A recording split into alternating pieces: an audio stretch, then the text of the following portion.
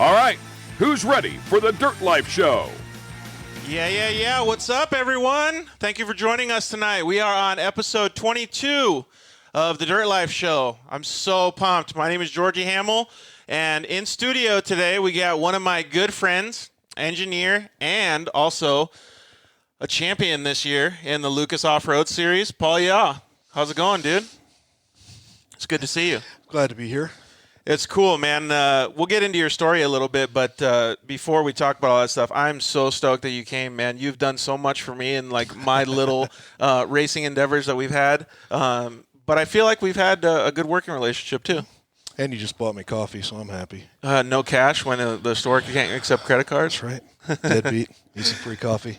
That's cool though, man. I really appreciate you coming all the way down from Phoenix. It was nice to have you in the studio instead of on FaceTime. It's really cool. Yeah, you're right. It was worth it. I mean, to drive and do it live. Yeah, it's better. It's much better. Okay, so let me get through the sponsor stuff. We want to welcome everybody. First of all, we want to thank everybody for joining us. We want to make sure that you follow us as much as you can.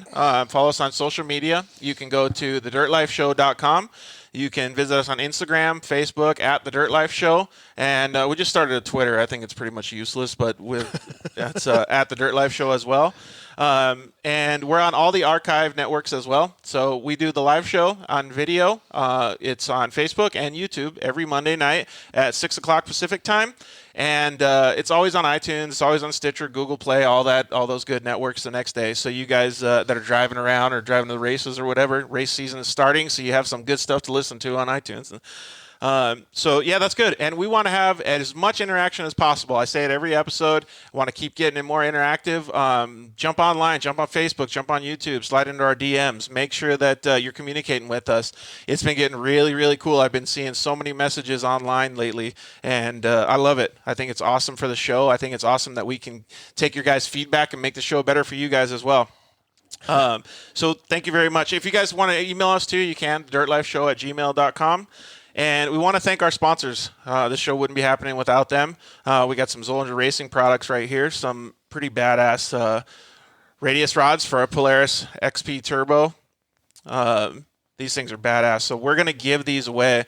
These are all 70-75 Pro Series, billet aluminum machined, nice Heim joints, the whole deal. We're going to be giving them away on the February 3rd show, and that's with Ryan Edwards from KMC Wheels. It's going to be pretty cool to have him on. But follow us on social media, definitely on Instagram, because we're going to have the giveaway. We're going to post the giveaway stuff next week, I think. Yeah, so follow us there, and you can be registered to win. So some lucky winner is going to get these bad boys. So pay attention to social media. Thank you very much, Shock Therapy. Those guys are so awesome, man. We'd love to have them on. I know you do shocks and stuff as well, and you've helped me a lot with my stuff. Yeah, Shock Therapy's grown pretty fast, haven't they? Like, they just kind of exploded. They are. Justin does a really good job with stuff, man. He does tons of racers. He does a bunch of stuff, and he's just a fantastic guy. I think that's the main reason. You know, you're a fantastic guy, too, and you're getting your name out there in the off-road industry, but that's kind of what he did, too. I think I might know that guy from years ago. I need to probably get together and chat with him. I think it's been a long time, but I think we were at one point renting a building from the same person. Oh, no shit? But, yeah, somebody pointed it out, and like I said, I think I know him from a lot of years ago.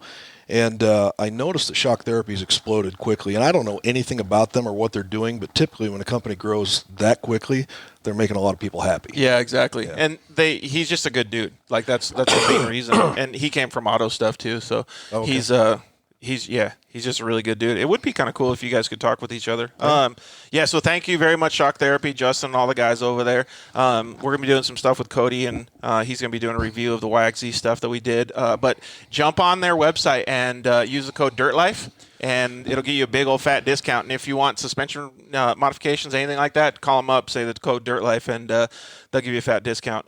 Like I said, the guys at Zollinger Racing Products, they make awesome products. I mean, these are fucking heavy, man. It's hard for me to lift these things. But go to their website. They have billet steering knuckles, all kinds of cool stuff for Can-Ams, Polaris, everybody. They also make snowmobile stuff, too. But use the code DIRTLIFE when you go there, and you get a big old fat discount as well. The guys at Rigid Industries, we love those guys, make the baddest light products. And the guys at Solderweld, we're going to have them in studio. I think it's February 10th. Lance is going to come down from Utah and hang out with us. May or may not go eat tacos. That's going to be pretty fun. I thought I had a drive from Phoenix. Utah is going to be a big one. I think he might drive a plane and be a passenger. Okay. That kind of drive. Yeah, exactly. So, so thank you to all our sponsors. We love those guys. The shows couldn't be done without those guys. And I wanted to send a special shout out to my buddy Hunter Osborne, who got this custom cup for me. It's got, I don't know if you guys can see it on the camera, but it's got my name and number on it. It's got a unicorn on it. And of course, tacos. It's got a taco. It's got a taco. Yeah. That's what matters. And clearly pink and blue. So thank you very much, Hunter, for that special gift. I got it this week, and man, when I showed up and unwrapped that thing, I was yelling and screaming in the garage when I got it. So yeah, thank you everybody. We really appreciate it. I'm glad you guys could come in and join us for this show. I think it's going to be pretty interesting. Paul always has good stuff to say. Before we get into your backstory a little bit, the way that I met you was through our mutual friend Jeff Furrier, who, if you guys looked at our social media today, I went and stopped by his shop, and he let us borrow this fantastic table.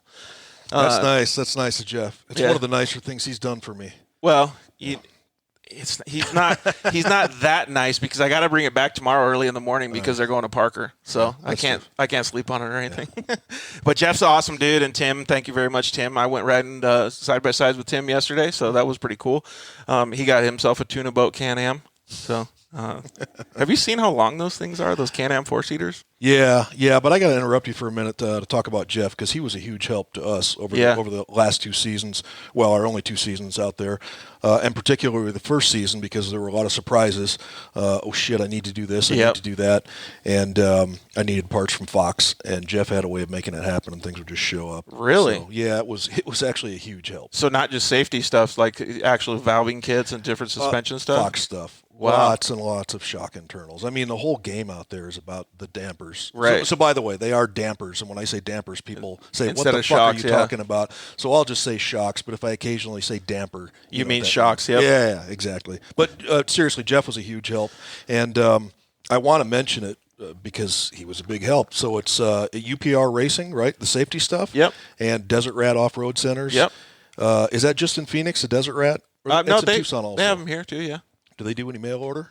Well, UPR does. Yeah, UPR does, and UPR stocks most of everything of theirs. In any case, he was a phenomenal guy to deal with, so I just want to put that out there. He is. He's a really phenomenal, and I'm glad that you said that he helped you, but honestly, man, I don't know a dude that couldn't say the same thing. Like, he's helped me, he's helped everybody. He helped me by being competent and doing a good job, which... and he's been doing it for a long time. Yeah, it's a standout in any industry. It's hard to find. And he's got good help down there with Tim, so does he? He's definitely got good help down there. I know he's not a sponsor. Well, he is a sponsor now. I just made him a sponsor. That. Yeah. He's always helped me out. So whether we call him a sponsor or not, he's there to shirt off your back kind of guy. So yeah. I love Jeff for sure. In fact, one of the first times that him and I hung out, we ate tacos too. Who doesn't like tacos in Southern Arizona, right? I don't know. But yeah, so Jeff is a good dude, man. There's a lot of stuff that was in my race program that he helped out with too. There was this might be getting off on too much of a tangent and kind of boring, but he told me everything that I didn't know about racing. So I come from a dirt bike, and I'm like, oh, there's this fucking car racing. It's gonna be so easy, right? Like, no problem. All you got to do is turn the steering wheel. Can't fall off. I was so wrong.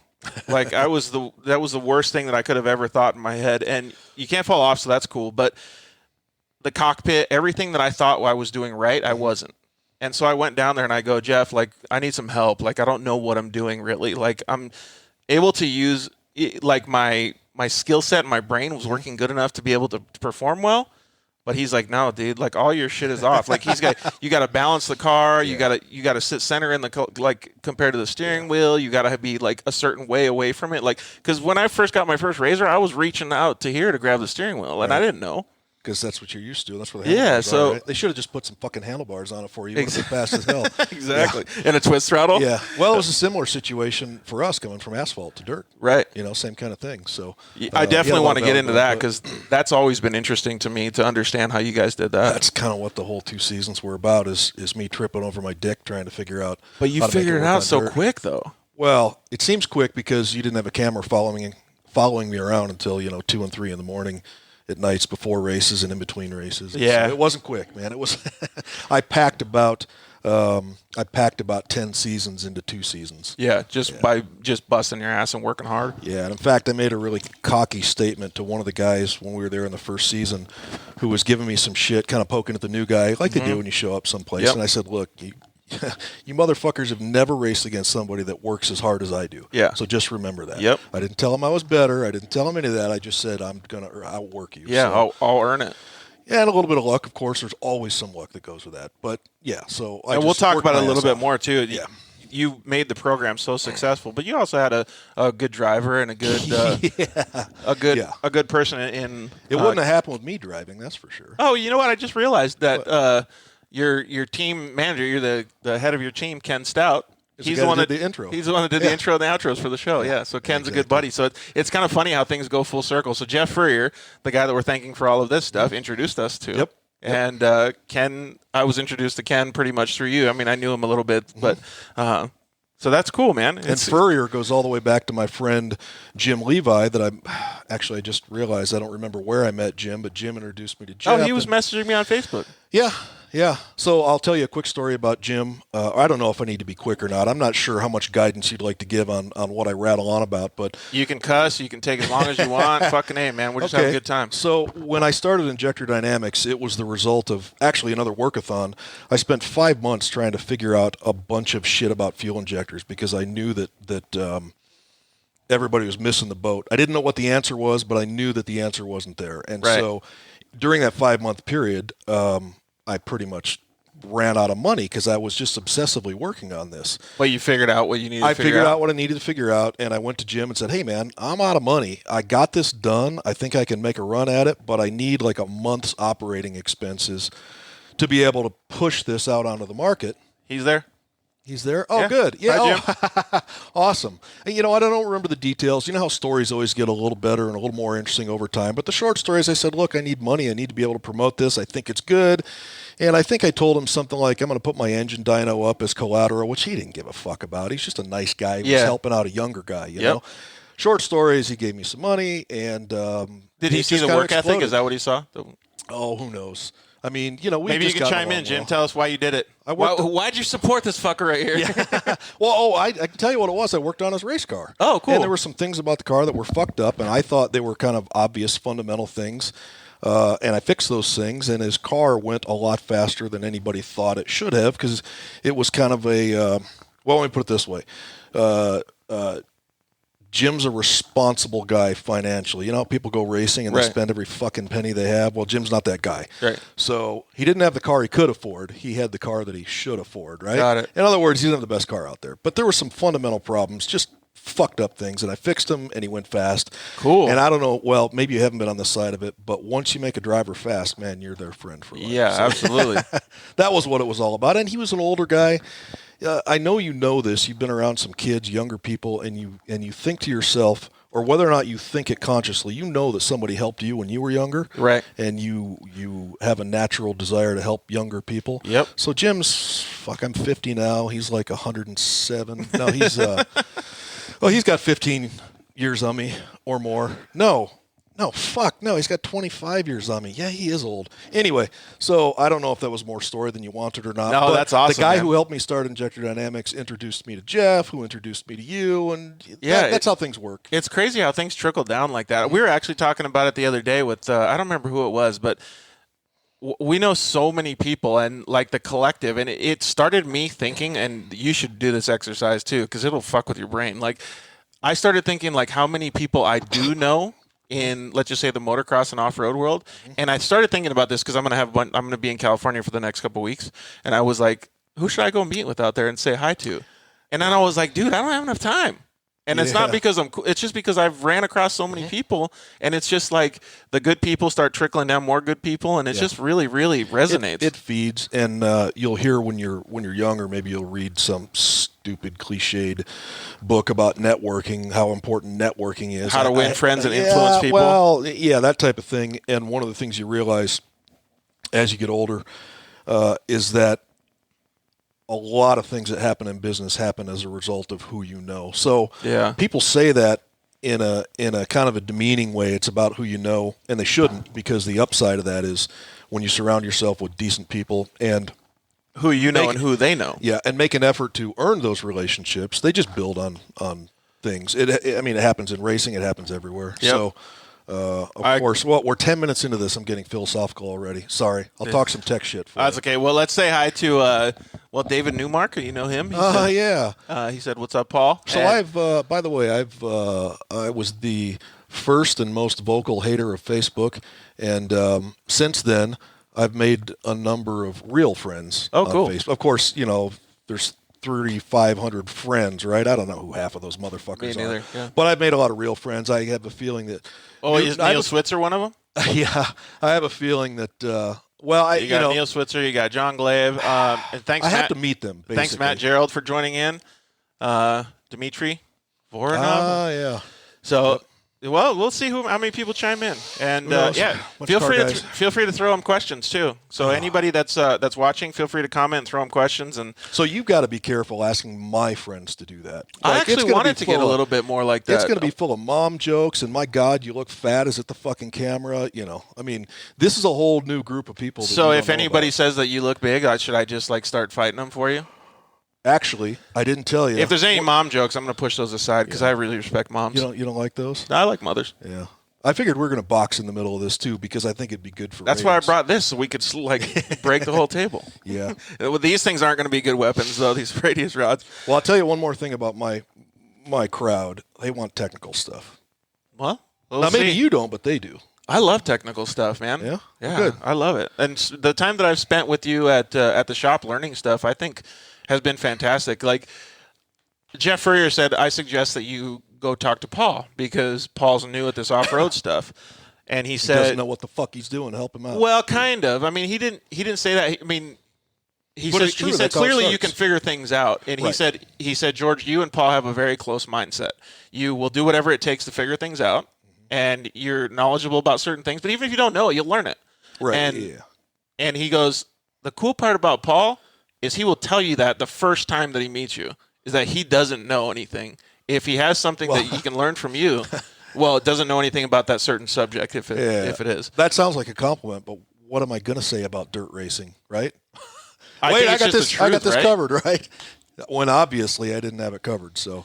Yeah. But you learned pretty quickly. So, so let's get into that stuff then. Hey, it's your show. What do you want to talk about? You and I met through Furrier, and I actually ended up going to a Lucas regional race, and I saw you cruising around in the Kawasaki, I think it was. That was in my Honda, I think. Yeah, Pioneer or something. I don't know. Just cruising around, and I went in and introduced myself. Is that a little product placement ththing there? Honda giving you a few bucks? That'd be nice. But yeah, so I went up and talked to you, and the first things that you said, because you looked at me like, who the fuck is this kid coming up to me and talking to me? Yeah, because I didn't know who you were. Yeah, and I made sure, and Jeff told me too. He said, make sure you introduce yourself and tell him who you are because you're a direct guy. And I said, okay, cool. That's what I'll do. And then, I kind of knew Ken a little bit. And so, long story short, it ended up that we've had a good, long working relationship and then, call each other for questions. And now clearly you're much smarter than I am with the whole racing side of things. But in the beginning, I would like to think that I was a little bit of a help to you and the team. Absolutely. Yeah, so that was kind of cool. Yeah, I needed input from people with experience. So I can say, and I probably did say 2 years ago, that I know a lot about vehicle dynamics. Right. And that's true. But the thing that happens when you only have a theoretical understanding, you have no experience, is that you don't know how to prioritize. You don't know what's important. That's a very good point. And so talking to you and talking to Furrier and talking to Kyle Duke, that was huge. Really, really helpful. Because of all of the things that they do know? Yes. Whether they know everything or not? Right. So, in fact, this goes back to something I learned circle track racing years ago. I went circle track racing with a buddy. The 3/8 oval right here, not far from you, right? Asphalt oval. It was completely new to me. And we'd get out there and we'd talk to some of the old timers and they'd say, oh, the car's doing this, you need to do that. And of course I would say, why? Right. Why do I need to put cross in it? Why do I need to do this to this shock? Why do I need to put slack in the anti-roll bar? Whatever the fuck it is, why do I have to do it? I have to know why. Yep. And they would give me some ridiculous explanation, some fucking hillbilly voodoo, and I would just look at them and think, you don't know what the fuck you're talking about. And I would write them off. Right. Well, then a few races later, I'd realize, wow, they were right. When you do that, that is what happens. And I would eventually figure out why. So this happened to me a lot, and it embarrassed me a lot. And what I realized is that these guys from experience, what they know is half of the equation. What they know from experience. The other half is what I'll call the engineering. But engineering on its own doesn't allow you to properly prioritize, and experience on its own doesn't give you the whole story. Got it. And so these are the things that you two pieces together, and that's what I got from you is the experience stuff. Yeah. So, and I actually heard this from I think it was Tim or no somebody today. I don't remember who it was, but the feeling it in your butt. Like feeling it in your butt or the seat or the handlebars or whatever. And then the analytical brain from somebody like you goes back and reverse engineers that. And try to figure out why. Yeah. Why did that happen? And like you and I have had hundreds of discussions like this. And I'll tell you, the suspension's too stiff, or the dampers are too stiff. And you'll go, I don't know if that's true, George. I go, I can feel it. And you go, well, whether you can feel it or not, that doesn't mean that it means that it's too stiff. Doesn't mean that your description is correct. Right. You know what you're feeling. Yeah. It could be that it's too soft, and then it's going full all the way through, or it's the tires that have too much air pressure or something. Yeah. So that was a huge lesson for me, because I was like, oh, no, the dampers are fucked up. I'm like, something's wrong with them, redo it. But that could have been totally wrong. Well, a good example of that, the car is too stiff, is a lowered street car. I see this all the time. From the factory, a typical automobile may have, say, 4.5 inches of compression travel before it runs into the bump stops, right?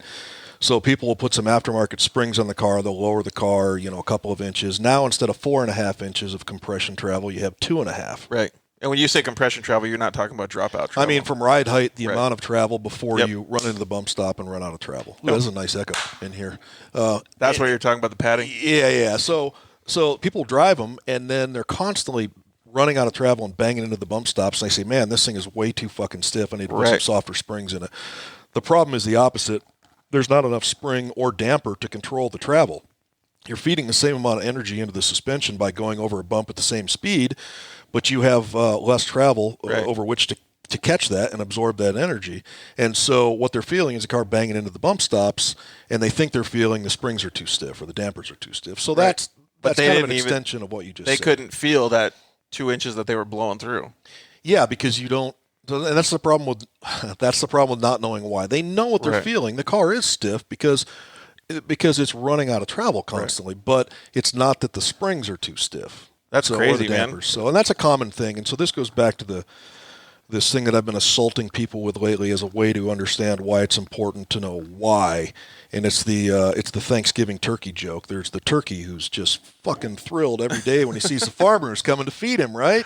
And that turkey knows from experience when that farmer shows up, he's going to get some food. Oh, my God, this is fucking wonderful. And then one day he goes zipping up there to the farmer, and he slits his fucking throat. Yep. The problem is it's the day before Thanksgiving, and he knew from experience that guy was going to feed him. The problem is he doesn't know why. Yep. Had he known why, he wouldn't have got his fucking throat slit. Yep. He would have steered clear. And I say that harshly because I'm always trying to make a point, and I'm normally angry at somebody when I say it. But it makes a point. Should we? Well, we got somebody else angry at us, Mike Solger. He said he wasn't invited for the pre-show tacos. Yeah. Should we tell him that we ate some delicious tacos? We should tell him that he needs tacos about as bad as I do. We didn't eat any tacos, Mike, so you're clear. Yeah. We might eat tacos tomorrow, but Paul's going to do it with his wife. So there you go. So they say we should start a desert team. Well, there you go. You got you actually are starting to do some stuff with Robert Van Beekum. So. Not yet. Eventually, I will. I think it's going to be harder to figure out than short course. Yeah. Because short course was kind of an extension of what I've done in the past with... but it's a controlled environment. Yeah. And so I think desert's going to be a lot harder. And the other problem is that one of the things that Robert and I struggled with throughout the season, mostly 2018, was I would say, what's the car doing? He'd say, well, when I go in here, the car's doing this. But I don't know if it's me or if it's the car. I don't know if I should change my line. I don't know if I should change my braking application. And we would basically look at each other and both say, fuck, I don't know. Yeah. Go out again, change your line, see if that fixes it. I'm noticing a common thing here, and this is something that I grew up with. I asked a ton of questions since I was a little kid, and I'm sure Ian does too, your son. But that's what you do in your head too. You ask a ton of questions.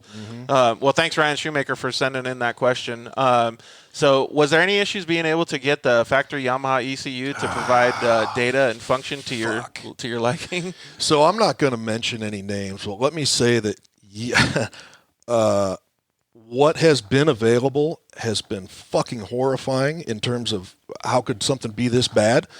And I'm not going to take that any further on your show, but if it was mine, I'd rant for a half an hour. However, there's something coming up that's going to be a big deal. I just realized I might not be able to let the cat out of the bag. Let me just say that there will be a very good tuning solution. I've been playing with it already. You had told me a bunch of this stuff, and it sounds fucking awesome. It should be here by the end of the month. Sweet. Like within a couple weeks, there will be a proper tuning solution for that car. So look for Paul Yaw on Facebook, people, and then make sure you pay attention to stuff. That actually, I'm going to make a lot of noise about it because awesome. Yeah, it was.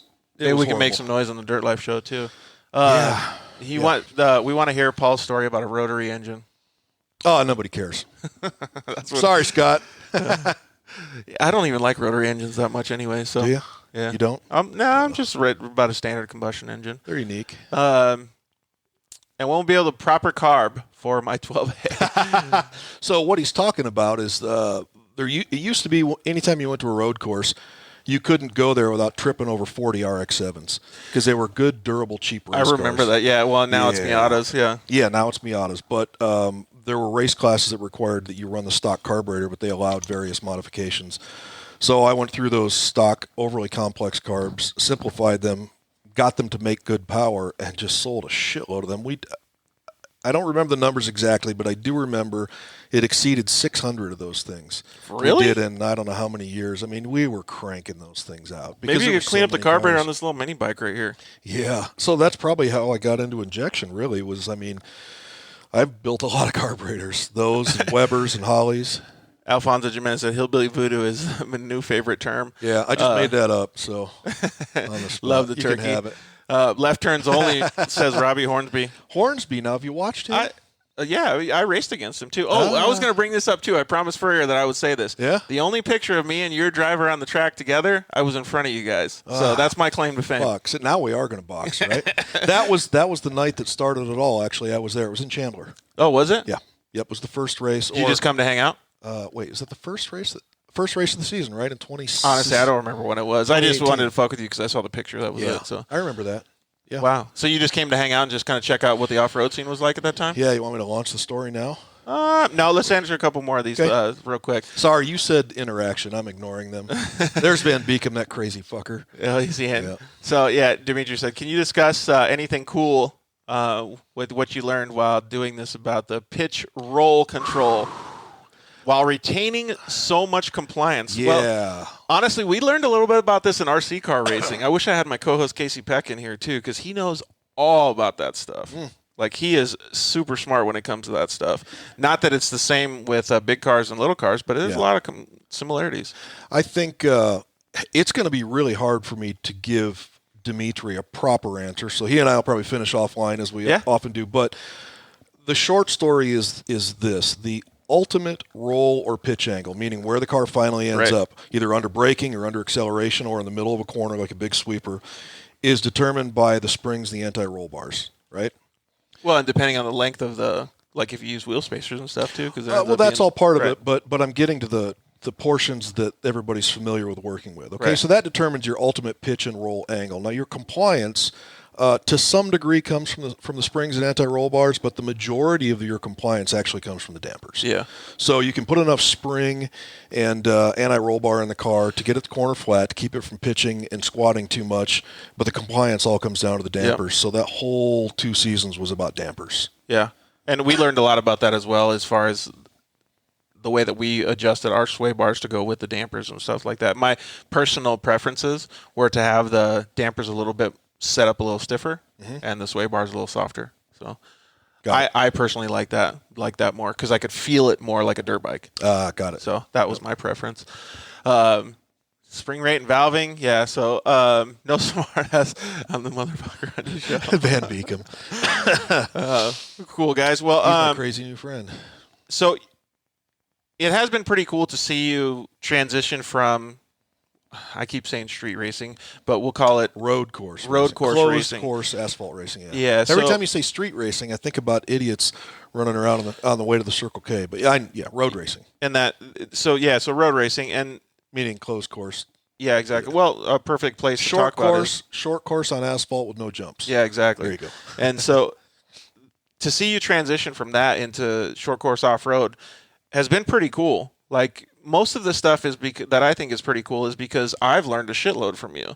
And whether it's useful information that we're talking about that applies directly to the dirt or pavement, it didn't matter what you were talking about. You were talking about it with knowledge and really a lot of complexity for me because I didn't know any of that stuff. And it turned out to be super cool. So how did you get into racing in general? Like, you grew up as a kid liking it, or? Yeah, I mean, okay, so I just turned 50 a while ago, right? So everybody in the general age group, my age group, remembers at one point having a picture of a Lamborghini hanging on the wall of their room. The Countach? Yeah. Yeah. I was going to say that word, but I would have fucked it up. But you got it right. So yeah, everybody had. I mean, was it white or was it red? It was white, of course. Yep. Yeah, I think we're all fascinated with cars. I mean, how I got into it, I don't know. I mean, the story's the same for everybody. You like it, and so you buy a car and you start fucking with it, yep. right? And then eventually, 30 years later, you're here. I mean, the story's kind of similar for everybody. You like it, so you work at it, and then you either develop some proficiency. Did you grow up in an area, like, did you grow up in Arizona then? No, I grew up in Michigan. Okay, so in Michigan, did you grow up with more of a dirt culture or like a pavement culture? There wasn't any racing around me when I was a kid. We lived out in a small town. Oh, so you didn't even know about it or anything? I mean, what we could get on a magazine. Yeah, like a car. Remember, this was pre-internet. It's weird that I've gotten to the age now where I actually have to explain to people that there was a world before the internet, where literally the only time you would see anything is if it was on TV on the 3 channels you could receive, or when you were going to the grocery store. You go to the grocery mom. store and you flip through the magazines. Yep. You try to convince your mom to buy you a car magazine, and that was it. That was all you got. And it's already 6 months out of date. Yeah, that was it. So that is kind of crazy to think about that. So what made you like to get into the racing portion? You just thought cars were cool? Yeah.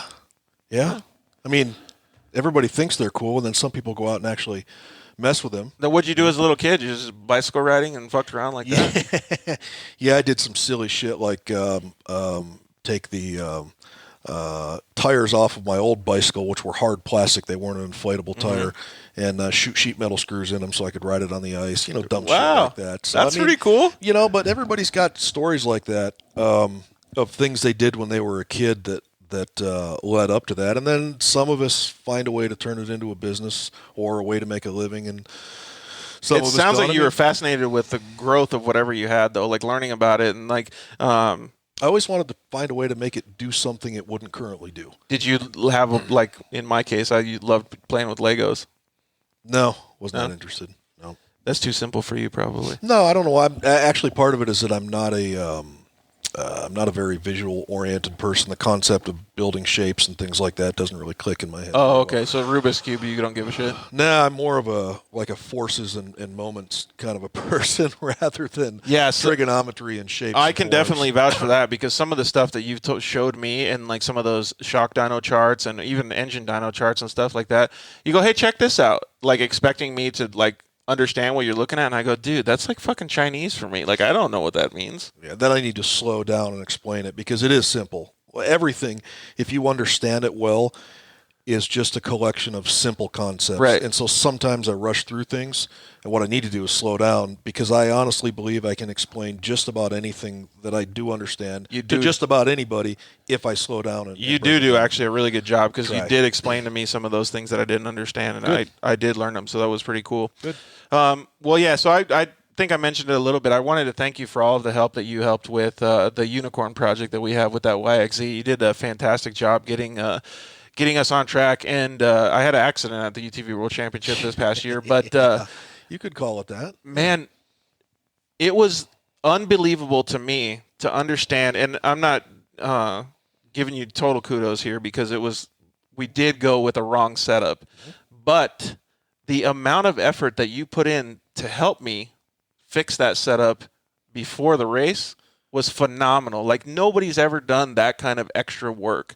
You sat there on FaceTime with me at what, 4 a.m? Yeah. And we got up and we revalved those shocks with my hands and your brain in the back of a trailer, and we got them so much better before I went out on the course. It was phenomenal to see that. And we had worked with some other people that were out at the track the previous day, and they couldn't get it right, and they just fucking bailed on me. So when you said earlier, you made the statement that we learned really fast. And I'm pretty sure this is true of Robert, too, the driver. Right. Robert Stout is the driver. Yeah, we didn't really learn fast. We just packed it into a short time period. What I mean by that is, so I worked on it really late, and then I got up at 4 a.m. to talk to you on the phone to do that. That's how I worked on the cars over this couple of seasons. So if a person spends, I don't know, 100 hours trying to figure out the race car in a typical season, I spent 500. Yeah. So I packed 5 seasons into one. Maybe not 5, but that was it. Just making the fucking effort to figure shit out. That's the same thing I did with school. Like I broke That's the opposite of what I did in school. Well, I kind of did it for the same reason, or at least the same kind of. You enjoy what you're doing now, but I did it because I hate school, but I like learning. Yeah. So I just went and got it done as quickly as I could, so that I had the basics to go out and actually get a job in the computer industry to actually learn more and more and more. Yeah. But until the day I went to school, I had no idea where the power button was for a computer. Right. And I became a computer scientist, a computer science major, and graduated in just under 2 years. Oh, cool. So I hated it that much. Oh, you did, just to get out of it quickly. I understand. And then so when I got into it and I got my first job, that's when I liked it. Because that's when I formatted it to be very similar to what you're doing now. Formatted it into a occupation that I liked because I was a computer science person in the action sports world. Right. Yeah. So it made it a lot better for me. And then so you grew up in Michigan. Mm-hmm. When did you decide to bail out of Michigan? I didn't decide. In fact, I fought it tooth and nail. I was 16. You still like Michigan? Yeah, actually, I love it. I was 16. We moved here. Because my stepmother at the time had some health problems they thought would be much better catered to in Arizona, in the Arizona weather. So I fought like hell because, of course, I didn't want to move. I was a kid. And then I got here and got to find out what it's like to be the new kid in school, which is pretty fucking thrilling. So, yeah, then I was happy. How old were you? 16? 17? Yeah. That's a good time to be the new kid. We'll leave it at that. On to the next. So, yeah. For real. Yeah. And then, so you moved down here, and then were you still into the same stuff? Like, at that point, I was into music more than anything. Well, you just mentioned to me how hardcore you're into music. That's pretty cool. Thankfully, I left that behind. Well, you're still into music now, though. I'm into it. I'm just not spending time thinking that I want to pursue that as a way to make a living. I don't think anybody can make a living with music nowadays. Yeah. Well, not anyone who's a real artist, no. Yeah, exactly. That does suck. We were talking about this the other day, too, how the music scene, we won't talk about musicians in general because there's still some fantastic musicians, but the music scene in general is so hard to make any money these days. This is a horrible topic to discuss with me. I'll be throwing things in a minute. Okay. So, yeah. We'll move on. So you came down here. Mm-hmm. You were said, well, what'd you do? Did you go to college then? Yeah, for a little while. The problem I had with college, though, is that it's a lot of work, right? And there's a lot of parties at college, and there's a lot of drinking. There's a lot of stuff to do. And so the more time I spent in school, the less time I had to drink and smoke dope. So something had to give. So I just had to quit school. And, Hornsby said you love Kid Rock. Oh, fuck Robbie Hornsby. Yeah. Well, so the reason I asked about the college just so was... I no longer, Yeah.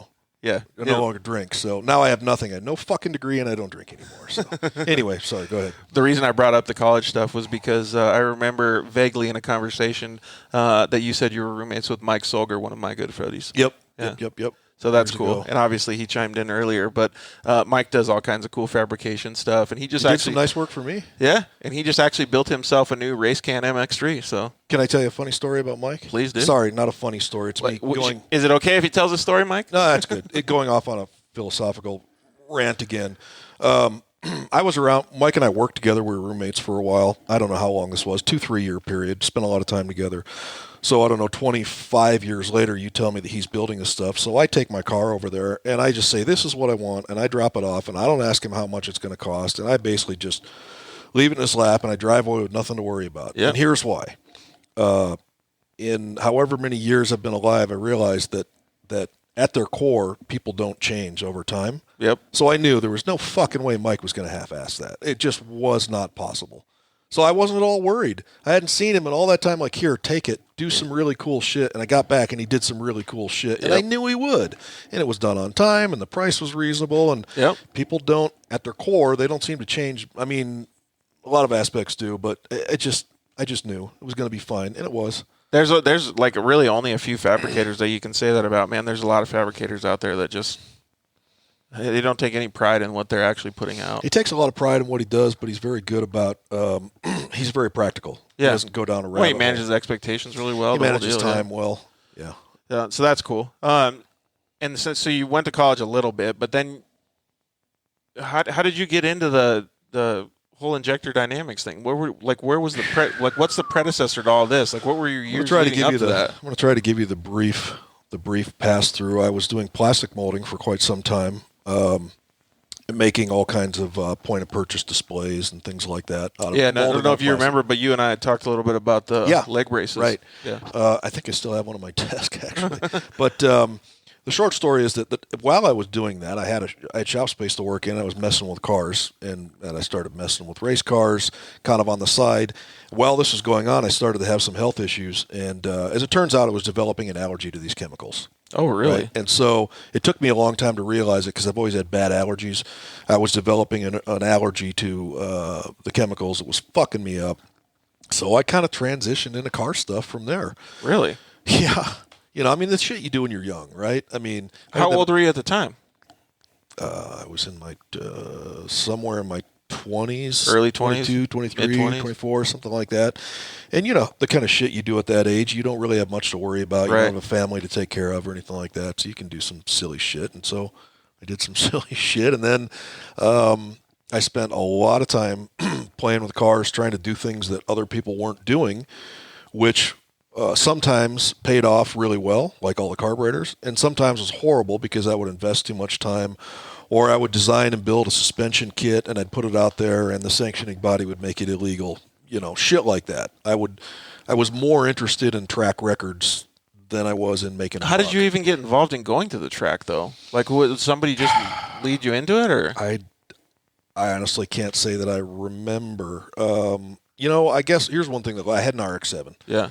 I loved watching racing on TV. So, if you like it, you're going to end up there eventually. Right. So I don't remember the exact transition from how I got from here to there. But the one thing that did happen along the way is that I at some point realized I was getting older and I needed to do something to make some money. Yeah. I spent a couple years trying to figure out what that was going to be. It eventually ended up being Injector Dynamics. When I said I needed to find a way to make some money, there's a difference between being a one or two man show, building custom parts for people, and doing something you can reproduce. Because you can't make any real money until it's something you can reproduce. Right.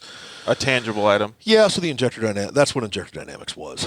Yeah, so. That's super cool. And Injector Dynamics, for people that don't know, is a fuel injection company for fuel injectors. And we provide really fucking big fuel injectors. Yeah. Yeah. And most of it that I've seen to date, and you can correct me if I'm wrong, is most of it is for racing applications.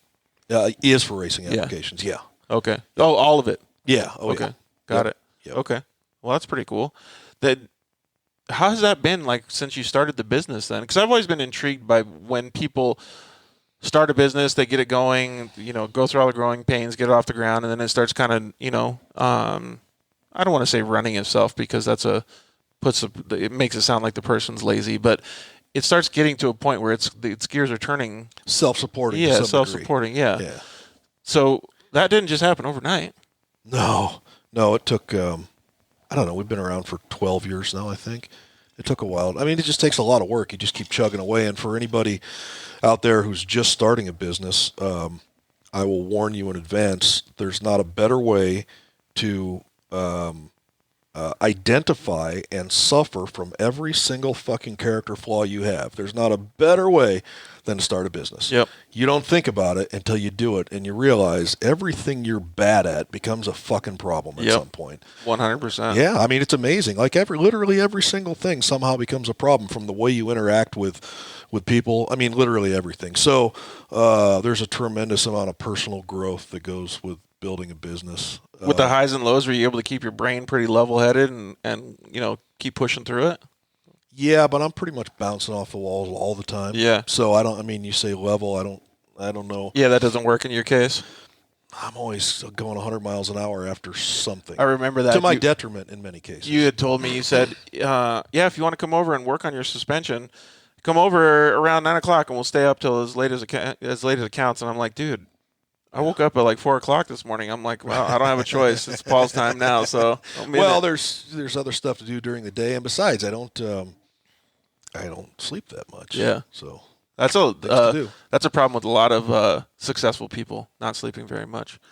Unfortunately, I've been getting a lot of sleep lately because my fucking body has to heal. So, but that's nature of the beast with me, man. Well, if you just stop getting run over by cars. I mean, I don't know if I ever told you, but you don't do that. Yeah. Don't get run over by cars, George. I don't know, man. I feel like I would have been struck by lightning on not a stormy day with a better chance of that.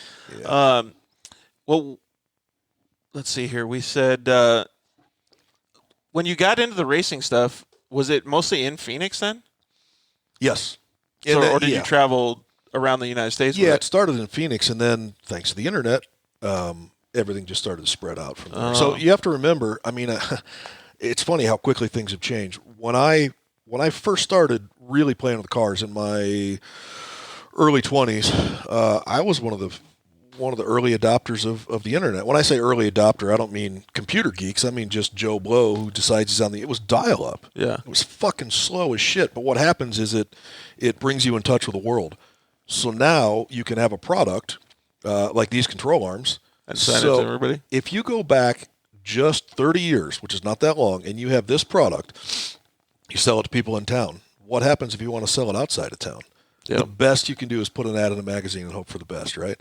With the internet, that changed all of that. Yeah, absolutely. Literally changed all of that. So I'm not going to say it was a wise move on my part. I was just fascinated by it, and all of a sudden I'm in contact with people all over the world. And again, to everybody watching this who's younger than me, they probably don't get it, but it was a very different world just 30 years ago. Yeah. So the internet allowed me to expand.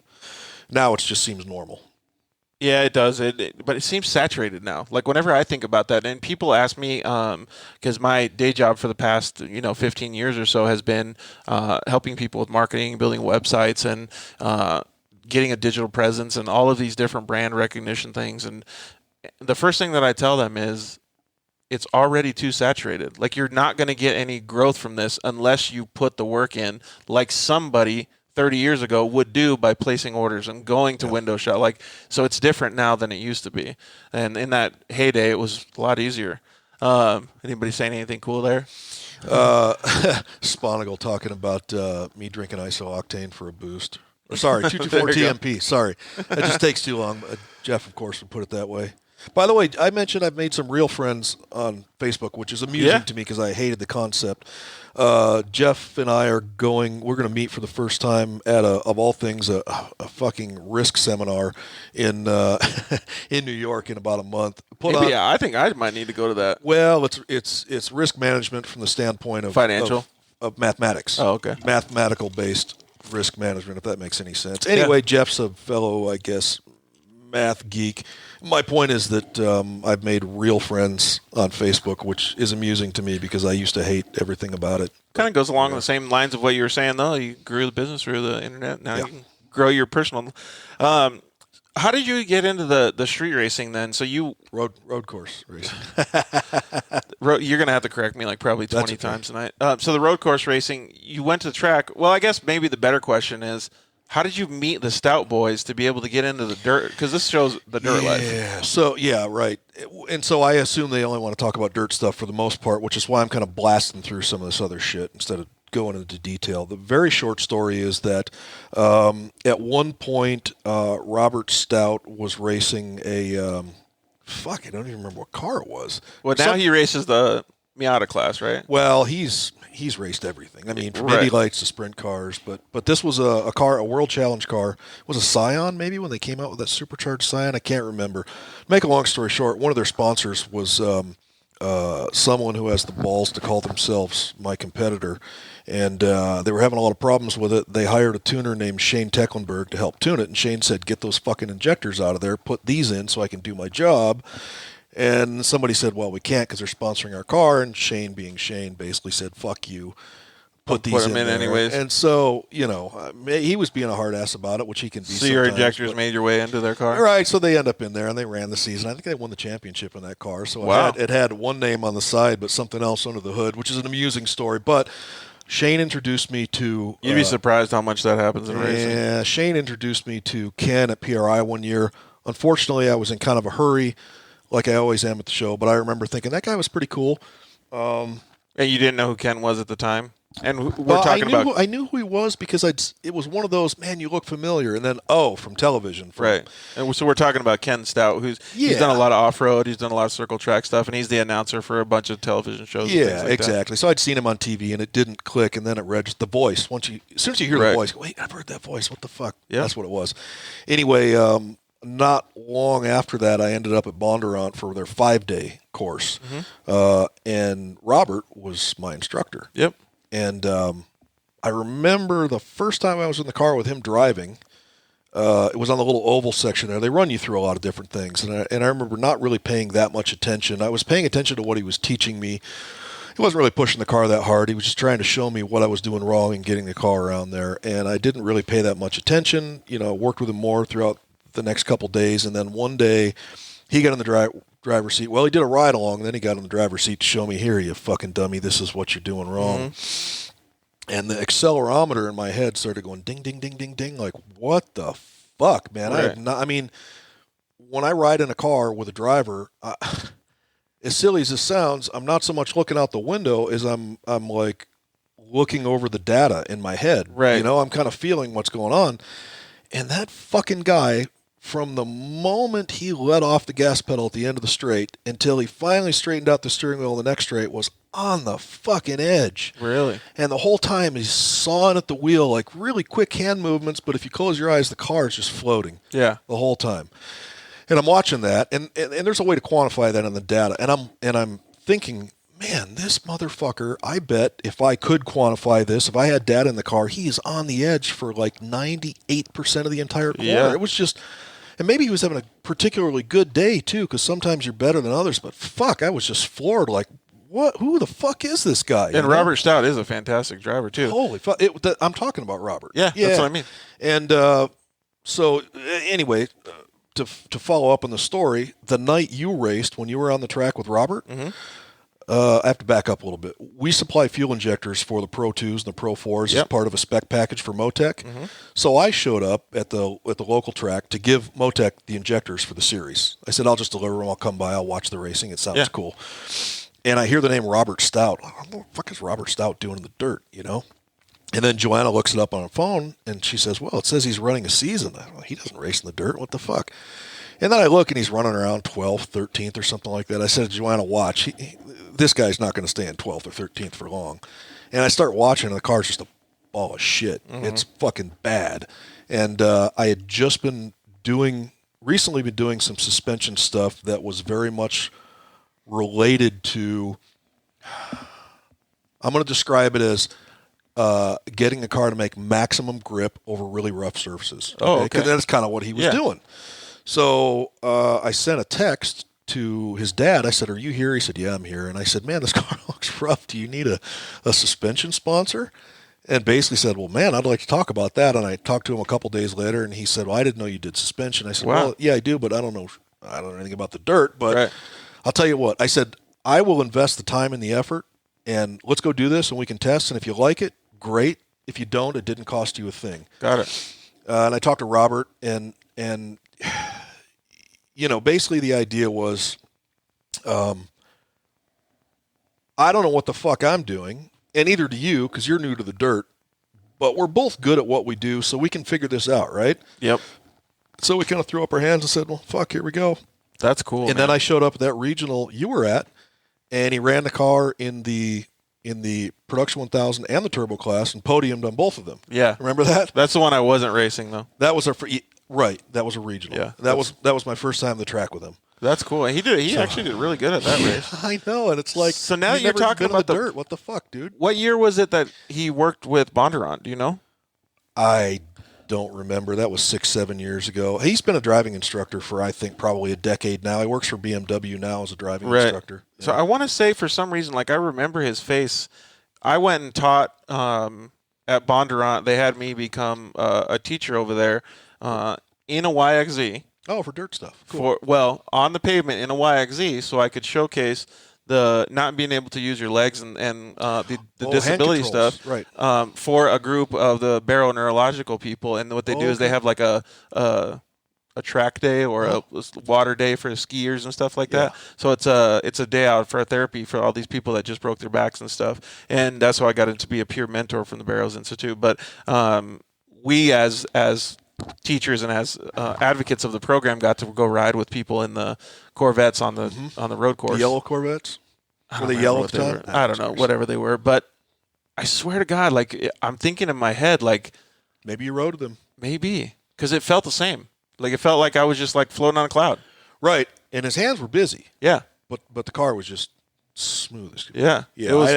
I still remember it. I clearly remember it because I look at it from the engineering standpoint, and man, it was a piece of fucking work. It really was. That's super good cool stuff. So I'll have to ask him about it one of these days. I had a lot of confidence. And in his abilities. Well, that's such a cool way to get into it, though. And the part that I take away from that I like so much is you have to work for what you're going to get. So it's like starting from the bottom and working up to the top. Mm-hmm. You told them that they didn't have any risk. You were going to put in the effort because we were going to do a test day, and like that way you can decide, fuck off or hey, let's work together. But we talked about, you and I talked about a society and a generational thing now. And the reason that I started the Dirt Life was because I wanted people to understand that growing up in the dirt without anything, without pavement, without grocery stores, without gas anywhere close to us, the Dirt Life made me think of the same things that you are saying right now. I didn't have a bicycle track to ride unless I put in the work to build it. Oh, okay. You didn't have a job with Ken and Robert unless you put in the work to make that. To make him think I was worth working. And it's the same basic concept. And that's the reason why I started the show, is because there's a lot of value that comes from being in the dirt and working your way up. And when I say the dirt, I mean being at the bottom and working up to the top. I actually made a post about that recently. I fucking love doing shit that I'm bad at. I don't mean... And trying to figure it out. I don't mean just doing it once. It's like, I suck, I don't want to do that. Fuck that. I mean going at it like, I'm going to figure this out. That's exciting. It's exciting when you make improvements, but the other thing is that it definitely brings out the best in you. Yeah, right? absolutely. So you show up, everybody just assumes you're a fucking idiot, and they're at least half right, maybe 100% right, and you have to pay attention. You have to make you have to make good decisions. Yep. You have to work real hard, and it's like, you know what it's like? It's like a really good workout at the gym, where you leave the gym and you're just beat down and everything's sore and sweat's dripping off, and you think, man, that was fucking cool. That's what it's like to go and do something you're not good at. I love it. So that's the same this way. This was a big challenge for me. That's so cool. I love those challenges too. Then the reason that I was desert is next. That's cool. I can't wait to see what you guys come up with. It's going to be harder, I think. And I haven't really figured all this out yet. And I don't think. I mean, I hope it's okay to speak for Robert. I think he would agree that he's not everything he can be. So when I say that, and I think this goes for him too, neither one of us has reached our potential yet in short course, right? I'm not comparing myself to anybody else out there. I'm saying I haven't reached my potential in terms of what I can make the car do. And I think he would say that he hasn't reached his potential for what he can make the car do. Right. So, we're not done there. I'm not ready to go play in the desert yet because I'm really not as good at I can't wait to see how you guys come up with it, man. Well, I mean, look, this all sounds great now because we won the championship, right? So, but next year I might go out there and fucking trip over my dick all season long, right? So everything I say now that seems like a good idea, well, we got to wait and see what happens next year. Well, you're not sleeping on it though, because that's what happens with most people, and this happens in all kinds of championships. But most people win the championship and they go, "Oh, we're good," and then everybody else is ready to kick their ass it's next worse season. now. Yeah, next year's going to be worse. Yeah, they're fucking coming for us. For exactly. Sure. I know one guy who goes by the last name of Cheek. He definitely wants to beat you guys. Oh yeah, and I'll tell you what, that's an awesome competition. Oh, right there, dude. I know. Him and Brock, those two little fuckers caused me so much grief last year. They're fantastic kids, though. Oh my God, they can just. Well, first of all, Miles is just a really cool kid. I don't know much about Brock because I had one conversation with Brock where I said, man, I watch you and you're a bad motherfucker, and he kind of seems shy. We got to put together, I chatted with a little. Yeah, we got to put together a good. bet with Miles because Miles wants to be a chef when he grows up. Yeah. So we got to put together a bet with him, and I can use you as leverage now. Like say, if Robert beats you, then you have to cook steaks for all of us after the races. Yeah, well, him and Chuck. Yeah, absolutely. Chuck's coming. Yeah, and he likes to remind me sometimes too, like, I'm coming for you, motherfucker. And Brock, I mean, geez, that kid. I often find myself not having words to describe what that fucking kid can do in a car. It's just you watch and you go, what? It is pretty phenomenal. Yeah, but Robert makes a really good point. He said it more than once, and I love the way he worded it. And by the way, he's one of the few drivers that has an exception. No, that's not a nice way to put it. Let me just say that Robert has an exceptional intellect. Okay, I'll just leave it at that. Yeah. The way he put it was, Brock and Miles legitimized that class, and that pretty much says it all. Those two make it worth trying to win out there. It really does. They're fantastic drivers, man. Those two, man, they're just, and yeah. Anyway. Well, so you got in with the Stout boys, and you started doing all this stuff, and you, like you said, you tripped up a bunch when you're going through the whole season. What were some of the first season actually is probably more of a talking point. Yeah. What were some of the biggest mistakes that you guys made? Okay, from the beginning, the biggest misconception I had is that I went into it thinking that this was going to be all about grip, valving the dampers to make as much grip as possible. And I found out that that's not really the case because all of these cars have enough grip under most conditions that if you overcommit on the corner, you're going to end up on your top. Right. Because the center of gravity is so high. Yep. So right off the bat, I had this mindset and this concept that I had been focusing on. Because when I get into something, I really focus on it intently. Yep. For however long I was working on that car, valving the shocks, the dampers, that it was all about grip. So I had to change my mindset when I realized that's not really what this is all about. Because, like I said, the high center of gravity means you can put the cars upside down. Making more grip just makes it easier to turn the fucker over. Exactly. So that was the biggest misconception that I had off the beginning. And they're so low power compared to what you would be like a Pro 4 or something like that. Oh, yeah. Yeah. And so you can't manipulate the vehicle as much as a driver would want. Yeah, you have to kind of underdrive it. Wheel spin helps you get in and out of a rut for sure. Yeah. Exactly. Yeah, that was the biggest misconception. The biggest mistake was when I look back at I always try to figure out why something happened, right? To make sure it doesn't happen again. Mm-hmm. But very short story is the first time we go to Glen Helen, that big gnarly jump on the backside. So thankfully, Robert had talked to Brandon Arthur, who said, you're going to want to lift a little bit when you hit that. Yep. Because Robert said, when you look at it, you think, it's just foot to the floor. This is nothing. But, of course, it's a horrible landing. And when he did lift a little, but he was going for it. And when he landed, he blew through the suspension, ran the car right out of travel. And then the tire compressed enough that the chassis slammed into the ground. Yep. So once the chassis hits the ground, there's no more cushion. Nope. And it shoved it all right through his back. Yep, I've done that a few times. Yeah, it was not a good thing. I mean, it was pretty bad. You get out of the car and you feel like you're 2 inches shorter. He hit hard. He hit real hard. And there's a couple reasons that happened. One is that I had no concept of how hard that landing was going to be. Yep. The amount of actual force that goes through it is insane. Yeah. And our car previously had been really good on landings because I'd really gotten that nailed. I just did not know how much force was going to be fed into the car. It's tremendous. And then the other thing is that right before that, I changed to a different tire. I went from the 27.5 to the 26.5, and I never stopped. And those are both Hoosier tires, right? They're both the Hoosier, an identical tire except for the diameter. So it put the chassis a half an inch closer to the ground, which doesn't seem like a big deal until you're talking about running the fucking chassis into the ground. Right. So the car runs out of travel. It continues to compress the tire, and there was that much less to compress, and so it banged the chassis into the ground. So I kind of stumbled around that weekend because I didn't have my shock dyno with me. I didn't have the tools to completely fix it.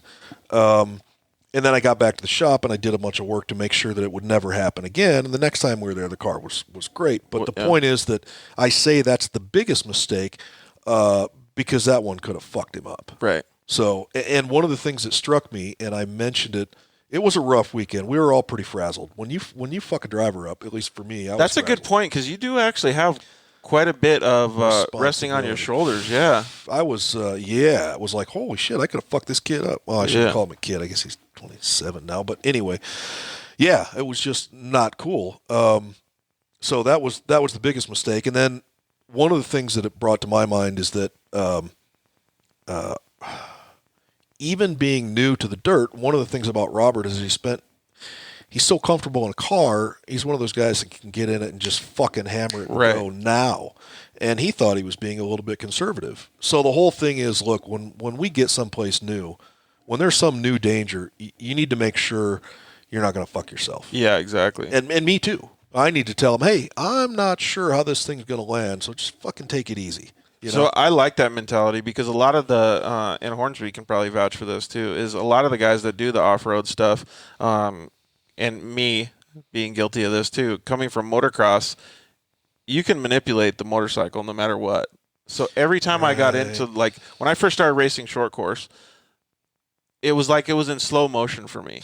Yeah. Like, I would go and I'd be like, can't this thing go any faster? Right. And then I'd get into a corner and I'd overcook it and I'd think, oh, well, I can just move my body but it's different. Yeah. So I would always be bicycling in and I would be doing these things because I was underdriving and overdriving at the same time because I didn't really get it like the way that Robert does. And for me, it was just like the whole thing. I would want to push and push and push harder and harder and harder. And I think that's the way almost every off-road guy thinks. They don't fall back on like what you're saying and be like, we got to go into this a little bit more as a gradual pace. Well, and there's another piece of that. One of Robert's really exceptional skills is I liken it to Jackie Ickx, if anybody remembers that driver. Jackie Ickx was the guy who would fucking disappear when it rained because he could go and put the car at 98% lap after lap after lap.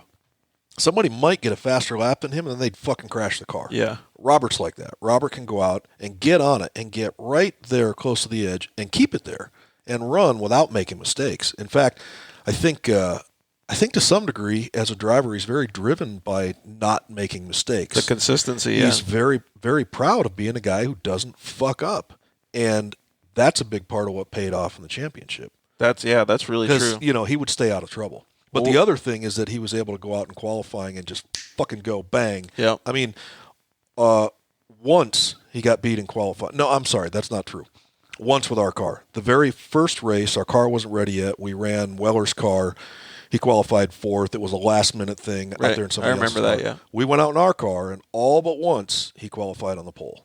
That's awesome. Miles got us once. Well, fucker. I got to get even with him. I like that kid. I got to get even. I'm going to slash his tires. Like that. I love that kid, too. Anyway, but my point is that that's the kind of stuff Robert can do. And that's a big part of why he won the championship is because he was very good at not fucking up. Yeah, and his consistency. He's just a great driver in general. Yeah. Well, I would definitely want to talk about some of that stuff. Like, I want to wait to talk about we're going to take a commercial break. We'll talk about the championship year. Commercial break. And I also want to talk about some of the stuff, like you said, like going out there and going crazy so you don't fuck up on the course. So we're going to take a quick commercial break to thank our sponsors. What do I do during the commercial break? You can go take a pee. Well, you can't get a refill on coffee because we don't have any here. But I drive really fast. We're going to take a commercial break. We'll be right back. We'll see you guys in a second. Zollinger Racing builds the best aftermarket products available. Products for your UTV or snowmobile, including billet radius rods, billet tie rods, billet steering knuckles, billet steering racks, alternator kits, and much more. All manufactured in the United States in-house at their headquarters in Nibley, Utah. Travis Zollinger and his team test in some of the most brutal conditions, racing in places like the Best in the Desert Mint 400, Ultra 4 King of the Hammers, UTV World Championships, and many more. Visit ZollingerRacingProducts.com and use the code DIRTLIFE to get 10% off your next purchase, and join us on social media at Zollinger Racing Products to see our products in action.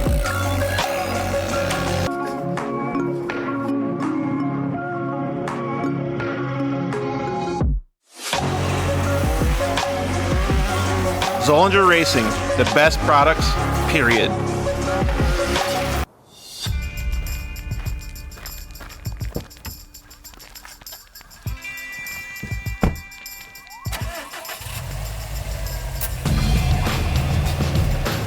Introducing Rigid's new SRL Series light bar, featuring a sleek 20-inch curved housing, ultra-wide forward projecting beam pattern, and a unique halo backlight feature offered in 4 color options. The SRL Series light bar's new optic combination projects light over 70 degrees wide, with more than enough distance to safely drive in low visibility conditions, making it the perfect lighting solution for most applications. The halo backlight feature is offered in red, white, blue, or amber, and is wired independently from the forward projecting light. Instantly transition from style to function with the flip of a switch, making it easier than ever to own the night.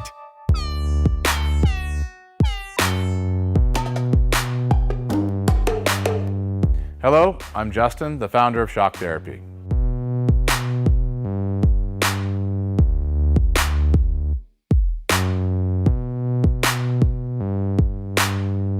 Shock Therapy has been around for 5 years, but we have personally been tuning suspension on off-road cars and race vehicles for over 25 years. We tune between 10 and 15 cars per day, every single day of the week.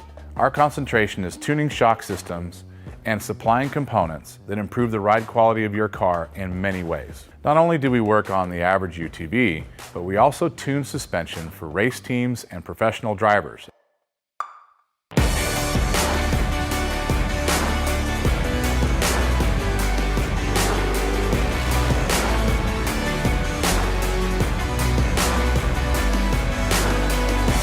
We currently tune for over 87 race teams in Best in Desert and Score. Our clients and race teams rely on our suspension components to allow them to win races and keep them safe. Suspension is a moving target. We are always trying to hit that target with every customer that we work with. Each customer's needs can be different, and we tune our kits accordingly. Our research and development never stops. We improve our components every single day. As the industry evolves and improves, so do our parts and kits. As of right now, we have over 100 products for UTVs. So when you bring your car to us, you have the satisfaction of knowing that you have the most experience, the highest quality products, and the fact that your car is being tuned specifically to you.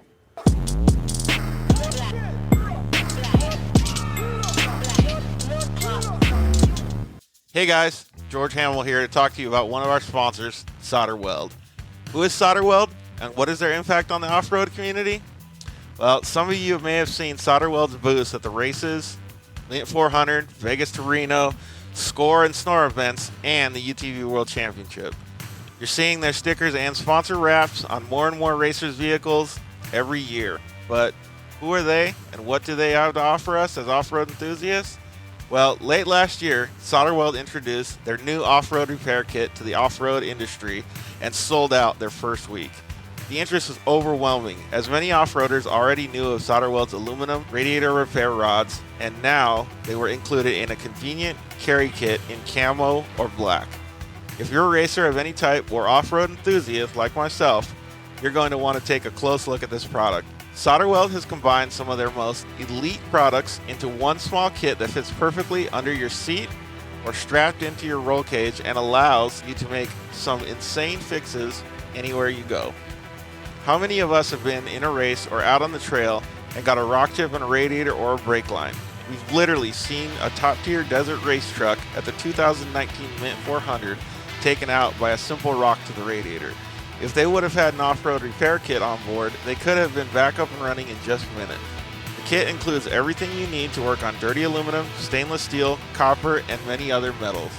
Solder Weld's cutting-edge technology allows you to make these fixes with extremely low heat and incredible high tensile strength, leaving you with a lasting fix every time. Don't be that guy who broke down on the side of the trail. Get your off-road repair kit today. Your friends will thank you.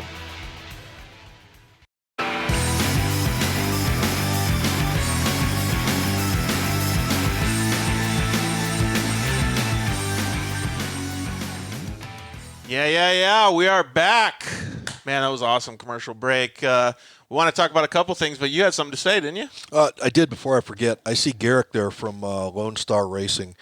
And And I want to mention that they're building our new cars for next year. Sweet. You're talking about the short course cars? Or Yep, short course cars. In fact, I'll announce what we're doing for next year later if you want. But the short story for right now is that Garrick is in charge of the project there. They're putting the cars together, and I'm experiencing a high level of give a shit from those guys. Those guys are fantastic dudes over there. They want to do a nice job. Yeah. And when they are doing a nice job, and they're working hard to meet time deadlines and quality deadlines. Is this going to be Garrick and his team's first adventure into short course? No, I don't think so. They don't do very much of it, but I just want to say that I think they're doing a really fucking phenomenal job. Yeah. You know how it is. I like to put it out there. Either good or bad, I like to make noise about it. So I've only met that's him. I've only met him at arm's length, so I just heard tons of good stuff about those guys. So yeah, good stuff. Sweet, man. Well, I'm glad that you guys are getting them done because you've had so much trouble in the past too. So that's awesome. Yeah, it's good stuff. Well, one thing that I want to talk about before we get into your championship season is the Supercross race from Saturday night. So it spawned a whole bunch of questions in my head. And before we get into it, let's watch this this Supercross clip. So check this out. We'll be right back with you guys in a couple seconds to talk about it.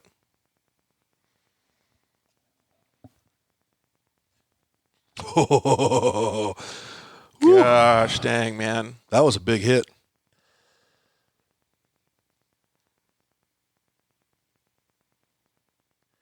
I saw it briefly. I never paid any attention to it. So this time I paid attention. To me, like, when I see something like that, there's an initial judgment that everybody makes. Like, oh, whatever, you took him out and it's bad. You look bad, right? Yeah.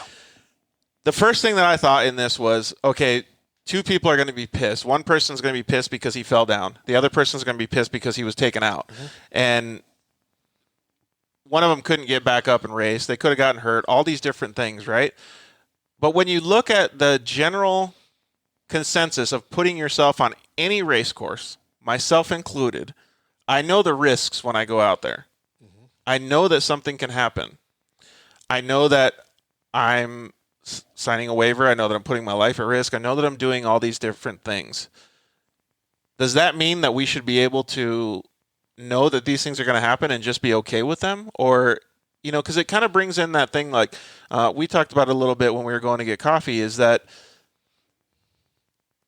in street racing, there's a thing, or in road course racing, thank you, there is a, I don't know if you want to call it a mindset. You don't touch the other person's car. You don't push them out of the way. You can rub a little.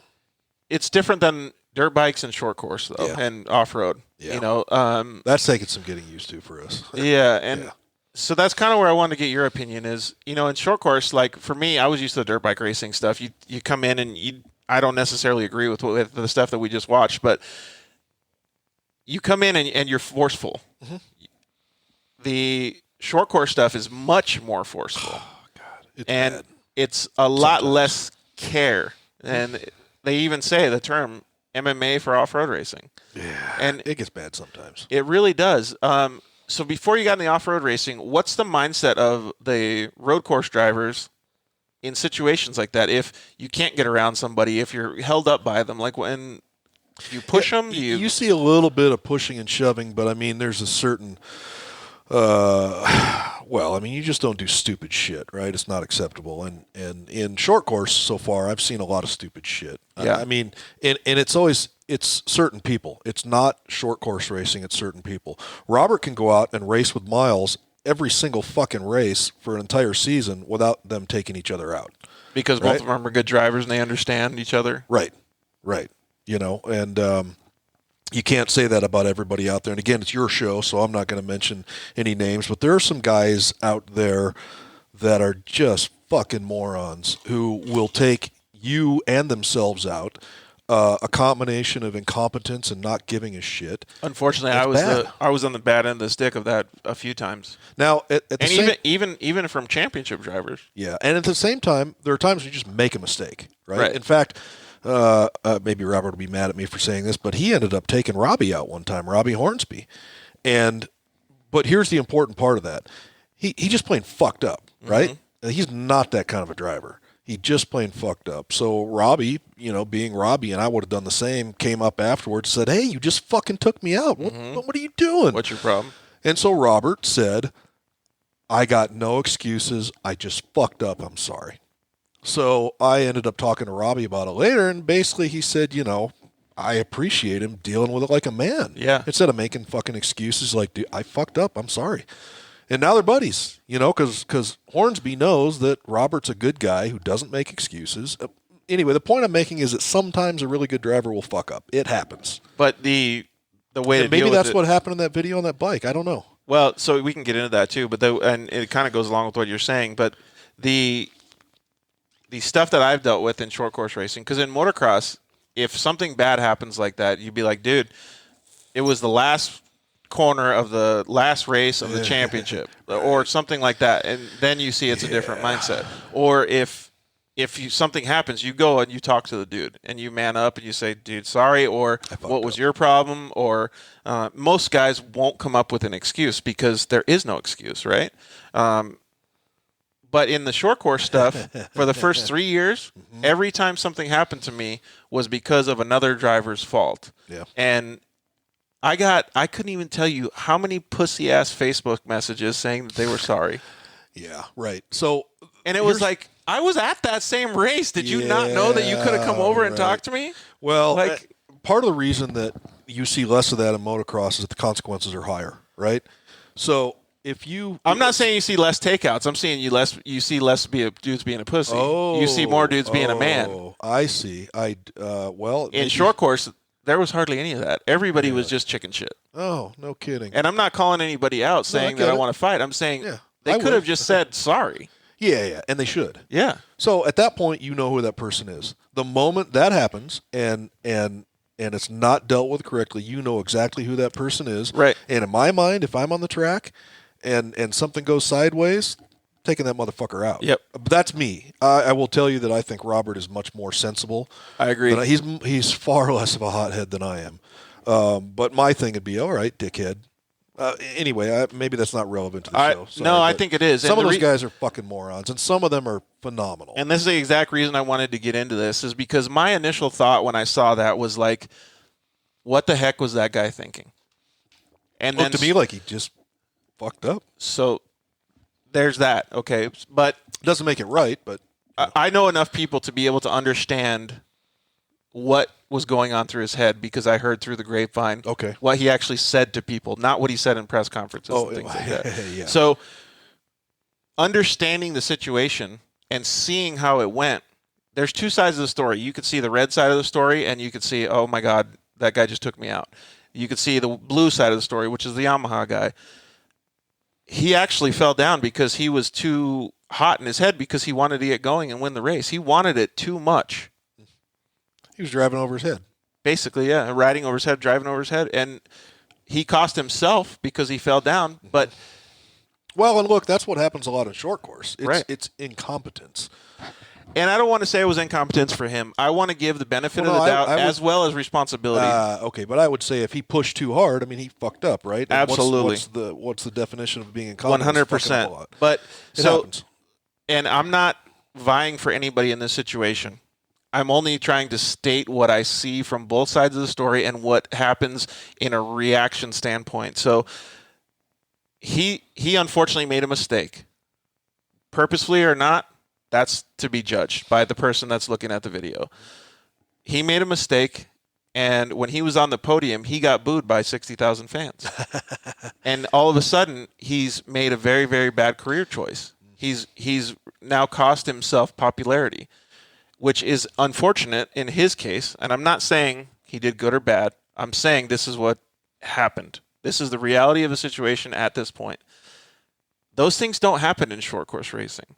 It's not big enough to get that thing. And everybody that's watching in the stands is waiting for that, wanting that, and looking for that. Shit. Yeah. Us as racers don't want that. So it's a pretty simple, almost any situation like that in my mind is pretty simple, and I'm going to steal a term from someone, which is skin in the game. If they don't have any skin in the game, why should they stop doing it? Another way to look at it is, what are the consequences, right?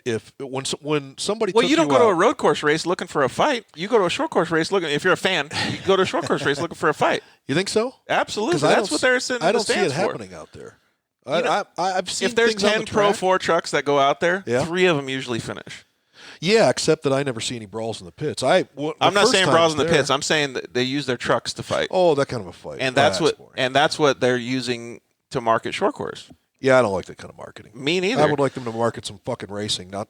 I mean, Robbie if I want to said see it's in boxing, every form of racing, so I agree with that. But I don't know. Like I'm still on the fence about this. Like I don't think that there's a right answer. Truthfully, like in my opinion, I could put blame all over the place. So I would say that if people do dumb shit repeatedly, it's because there aren't consequences. And if I need to be the guy to apply the consequences to make that shit stop happening to me, then I'm going to do it. Yeah. Now, that hasn't happened. We haven't gotten fucked enough for that to happen. But my point is that if there's not enough consequence, they're going to continue to do it. So you got to. He's find on a a way to put some 12-month pressure on him. probation now, so.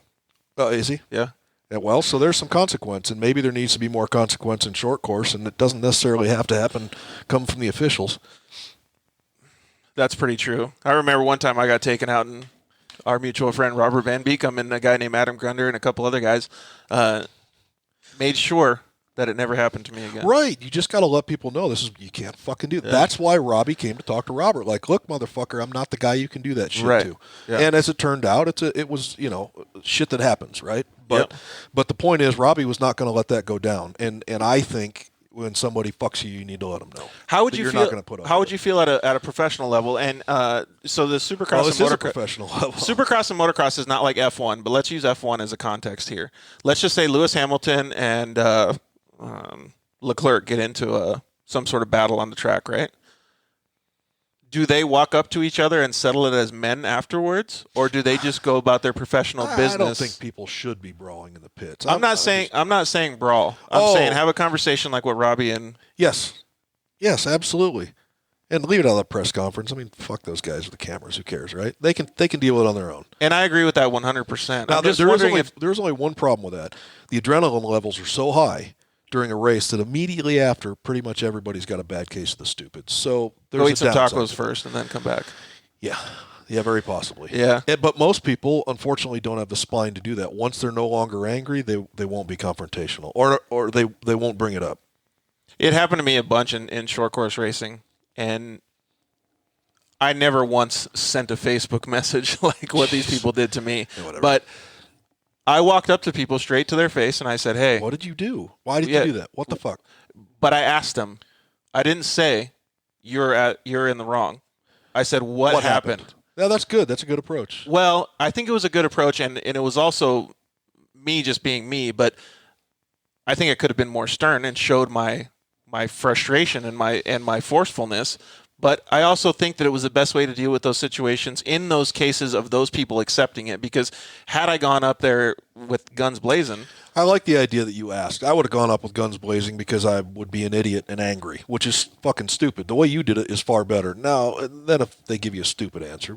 And I usually got a good answer of why it happened, mechanical, whatever it was, or, dude, I did it wrong. I'm sorry. Then you respect that person. You don't fuck with them. Exactly. Right? Yeah. And I have good relationships with those people nowadays. Yeah. So, In the dirt, it'll happen sooner. Everybody out there is going to take somebody out eventually because it's so sloppy in the dirt. yeah, especially when they water the freaking track like they did, man. Well, Holy crap. you can't see sometimes. And I mean, I really think everybody who races in the dirt long enough in short course is going to take somebody out eventually. How you guys didn't take each other out at Wheatland that one year? Holy shit, man! Just with all that mud. Well, my God! remember we got butt fucked on that deal, and man, I'm telling you, if this was my podcast, he was doing well. He was in second place till he got fucking hammered. What happened? I don't remember. You told me the story, Yeah, he but I was don't in remember. second place. He got hit so fucking hard, I thought he was going to get tipped over. Now, I've got some pretty intense data acquisition in the car. That was a 3.5 G hit. That's how hard he got hit. Holy It shit. Tipped the car up to 35 degrees. And I know that because I looked at the data in case I needed to be able to argue. Oh, and you have a point. roll calculator or something on it? Yeah, I've got angle sensors in there too. So, yeah, I mean, Holy he got crap. fucking pounded. Just guy slid all the way from the inside edge to the outside and knocked him off the track, just about put him over. And that's just, and if you watch, that fucking douchebag does it to people all the time. Man, I hate that kind of stories. And that's the reason why I wanted to have this discussion. You've been on the far side of that same. Yeah. On to the next, yeah. But the thing that I don't mind though is like I hate having to fix the car. First of all, like that just plain sucks. Yeah. But if somebody said like has something happen and they come up and say, "Dude, I'm sorry." Like I had one guy actually totally fuck up in practice, and at the time, ouch. It was in practice, and they had SR1s out with the production guys at the time. Oh, okay. Yeah. And an SR1 guy lost it, and he fucked up my car, and I didn't ever get pissed or anything like that, and I waited for half an hour. And when he was done with his practice session, he got undressed. He came over and he goes, "Dude, I'm so sorry. What do you need?" And I said, "Unfortunately, I need this, this, and this. I need a welder. We got to fix this." He goes, "All right, I'm going to send 2 of my guys over. I'll come over." And the situation was handled. You should name his name. Yeah. Well, he's actually my partner in livetrackfeed.com. His name's Ryan McCormick. Very cool. So good guy. He's really good. And that's what I wish that they would do. Like in the motocross stuff, I don't know that they have talked after this. But I would think that it would be a good, respectable thing to be able to do it, man. Yeah. How do they do it in street race or in road course racing? I mean, every situation's different. You know, the problem is that people are pretty hot-headed afterwards, crews and drivers and everything. So a lot of things go sideways for that reason. It's almost like if you could have a cooling down period, you know? If you could say, you guys don't get to talk to each other for a half an hour. Like in hockey, you got to sit in the box for a little bit? Or have a hockey period. Fine, just here, put on the gloves so nobody gets really fucked up. And then just let it rip? And then you can chat later. Man, that would actually probably work out pretty good for some of these short course guys. All right, well, enough about that. I really appreciate you telling me about that stuff because it gives a different perspective, and I like to be able to understand from different points of view because I don't want to hate anybody. I want both these guys to go back out there next weekend. And they're both at the top level of a sport that needs attention. Yeah. Now, I will say there is one other piece to this that may get overlooked because I'm always trying to look at things objectively. There are times when something happens on the track and somebody is afraid to go talk to the person because they're afraid they might get their ass beat or it might turn into a big scene. Now, that's a spineless move, granted, but sometimes and maybe often or maybe every time that's why things never get settled because they just don't have the sack to go over and have a conversation. That's a common thing. I mean, you know, we're not going to say the name on the show, Ken, but he did the same thing to me. So, and Robert Van Beekam's given the just so you know, too. Ken. The only reason I didn't say it is because it's not my show. Yeah, and the respect level for that guy, unfortunately, is very low, and it's not just because of what happened to us. It's because of things that he's done. In my opinion, with his family. Ken doesn't care. He'll let it rip. So, anyways. Ken's a scrappy dude. I want to show a couple pictures because these pictures are pretty exciting, and then let's talk about your championship year. So let's go through some of these pictures real quick. You can kind of explain them all. This first one is showing you guys all win the championship. Man, that was a good time. Listen, if you don't zoom that in on her cleavage, I'm fucking leaving right now. And well, they'd already switched, man. It's only 5 seconds. Now we got Robert jumping. Okay. You got the car and the dyno. Yeah. And so this actually puts a lot of perspective. Hey, look at that. That's an old picture. Yeah, Joanna and Ian. Yeah. So my photographer buddy. Robert Van Beekam. Ooh, look at him. Yeah, that guy can get some shit done. And then Garrick's new car, right? Yes, Lone Star built that car. In fact, that's the reason they're building our new cars because that thing is fucking beautiful. Yeah, that thing is cool. Not only is it beautiful, Robert gets it home. He lives at the base of the mountains, and basically he can go out the back door and be in the desert. Okay. And he went out and started raising hell in that thing right away, and I wasn't there for all of it, but I didn't hear any stories about shit falling off the car. Yeah. Right? So right there, you're like, win! No, my point is Lone Star gives him a car, and it's not a pile of shit. He goes out, I mean, you know how he is. He can't go out and ease into anything. You know, he's like full fucking throttle pulling it out of the garage. That's how Van Beekam is. That guy's a maniac, but he's a good maniac. Yeah, but my point is that they delivered a car. They were tight on time, which is when things get fucked up. Right. And he goes out there and starts thrashing the car. He loves the way the car feels. And parts weren't falling off of it. It looks bitchin' too. I love the way that thing looks, man. Yeah, so here I am sucking Lone Star's dick again. I got to stop that. You know what? Hey, if you guys are still there, you need to sponsor the show. Yeah. Fuckers. How about it, Garrick? Yeah. Anyway, go ahead. Okay, well, let's get into the championship then, because I was at the final race of the season at Wild Horse Pass, and I was jumping out of my seat when I was watching you guys. That was so awesome. And final race was boring. That was Robert being smart and staying out of trouble. I mean, it would have been cool if he had just went out in there and smoked everybody. But the fact is like I was sitting there in the stands going, these guys achieved it in a short amount of time. These guys put in a shitload of work. and I kind of felt like I saw a lot of it. I mean, I didn't see the hours every single hour that you guys spent on it, but seeing you guys come through the ranks and being able to do that, man, there's not very many teams that are able to do it. Well, yeah, I got nothing to say, actually. So I don't know, man. You're a small team, and you guys were able to do it. So I think that's pretty respectful. Real fucking hard. And I warned them. I didn't tell them I was going to kick their ass. I didn't tell them I was better than them. I just told them I was going to outwork them. And I will say confidently that I accomplished. I outworked them. And a little bit of luck is required in every championship. So we had that little bit of luck. And we outworked them. And not just me, Robert outworked him too, because he's constantly picking apart what he's doing. I think that's one of the keys. Analyzing his own skill set. We're both, we don't necessarily display it publicly, but we're both very hard. Well, I don't want to say hard on ourselves. You're always critical of the stuff that you do. We're critical of ourselves. Yes, yeah. That's the word. We're critical of ourselves. So we're trying to figure out what's the right thing to do. What's the right way to drive the fucking car? Yeah. What's the right way to set it up? So. And even if it was a perfect weekend, like we've had weekends where we'll come home and we'll have one and it was awesome, but we will still have an 8-hour discussion on the drive home about what we could have done better. Yeah, and I obsess over it. Yeah, I know you do. I like that obsessiveness though. And to go back a little bit, so you went through the first year and you tripped up a bunch of times.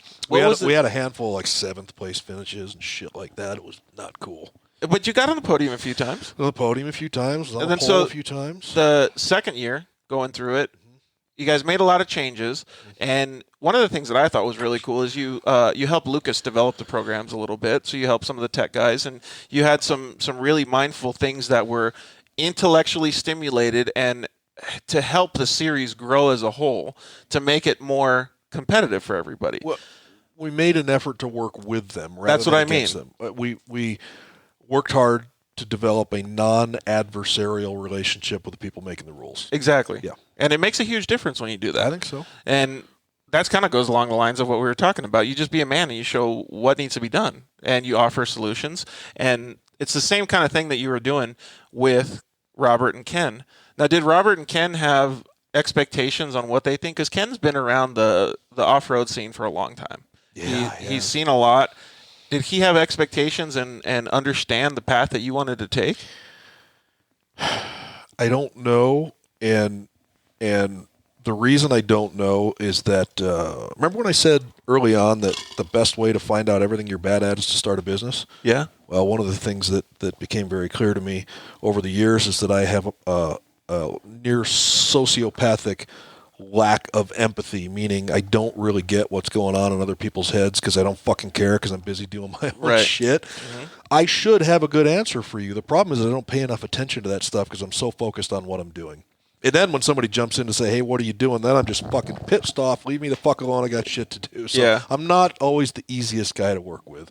I don't know what expectations they had because unfortunately I was enough of a dickhead through some of it to probably not pay attention when I should have been.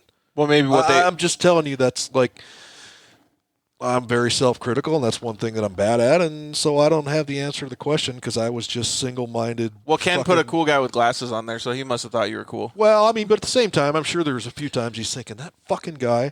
But at the same time, he saw that we had the same goal, so I think he figured of the three of us, I'm the best suited to make the car work, so maybe I should just he was trusting of what you were working on. Maybe I should just leave the grumpy motherfucker alone and let shit happen. So well, and if he's ever been to your shop and has worked with you, he knows that it's a mad scientist getting to the final potion, but it's a mad scientist working for a solution. So I think it's fantastic that you guys all work together. It's kind of funny how the whole team kind of came together, like what you were saying earlier, and how much mutual respect. Yeah, and how much actual awesomeness came out of it. It's just bitching. The thing that doesn't get talked about, by the way, and I need to put this out there because it was hugely important, is Chris Boudrim, who's at the shop working on the cars during the day. Yep. More than anybody I know gets it, and what I mean by that is one of the most common questions for me to ask people, I swear on a daily basis, is, are you sure? Because people will say, the light's green, the bolt's tight, this wire is properly routed, and they'll say it without being sure about it. It drives me fucking crazy. It makes me throw tools and flip out. Yep. Chris doesn't fuck those things up. That's awesome. He drives me crazy sometimes because he takes so long because I'm impatient. But the point is that things aren't fucked up. I mean, did you see what Robert did to the car in qualifying the last race? And then Chris and Asa got it all back together, man. And it goes out on the track and nothing falls off. And That's bitching. And he puts a thing on the pole. I don't know how the fuck he did that. I don't think he knows how he put the car on pole. That car was fucked up. In fact, he didn't realize it until after the Challenge Cup, where he came in and said, "Oh my God, that car's fucked up." But he still did a good job. I don't know how he did it, but he did it. But my point is that I think that I don't have to ask Chris very often, "Are you sure?" I think that's a really crucial point in any race team, is making sure that the people that are helping with the team have the same passion and have the same understanding of what needs to happen. And we had a very, very good working team with my guys too. Brian Lopez, my dad, everybody that would come in and help. We had checklists that we would go through. Everybody, like if somebody was going to go check the tie rods, they had to sign off on it, and then the next person had to sign off on it. It was never one person that could go over a bull. It was always a double-edged person. And so everything had to be checked twice. Everything had to be gone through. And we never had any mechanicals because those guys were doing such a good job. It's a big deal. Yeah, it was really a big deal. And it was a learning curve for us, kind of like what you guys did your first year. When we had 2017 come around, we had all kinds of issues. We were losing motors. We were losing, all kinds of different stuff was happening. We had too many of those incidents where we had to fix the car at the track where something would break, steering box issues and things like that. And Chris always got it right every single fucking time. But I don't want to count on that next year, so we're building 2 cars. Perfect. Yeah. Have a backup. I wish we're going to have 2 race-ready cars. If one of them gets balled up, all we have to do is look and say, should we fix that one or roll that one out on the track? You know what I'm thinking about it now, like Chris and Asa and everybody that's on the team that was on my team too. They deserve more credit than the driver does, because those guys would switch out a motor. They would do all so much crazy stuff, man. And they would get it done no matter what. Yeah. So, and all I really do is hand them tools. So you can say, here, I think this is a really good tool. Go play with this. Do you hand them burritos ever? No, but Joanna cooks some mean track food, dude. Doesn't she? Your wife makes the Do you bombest see stuff this? at the Do you track. think this is an accident? I earned this. Dude, she made me that sugar-free cheesecake. That stuff is so good.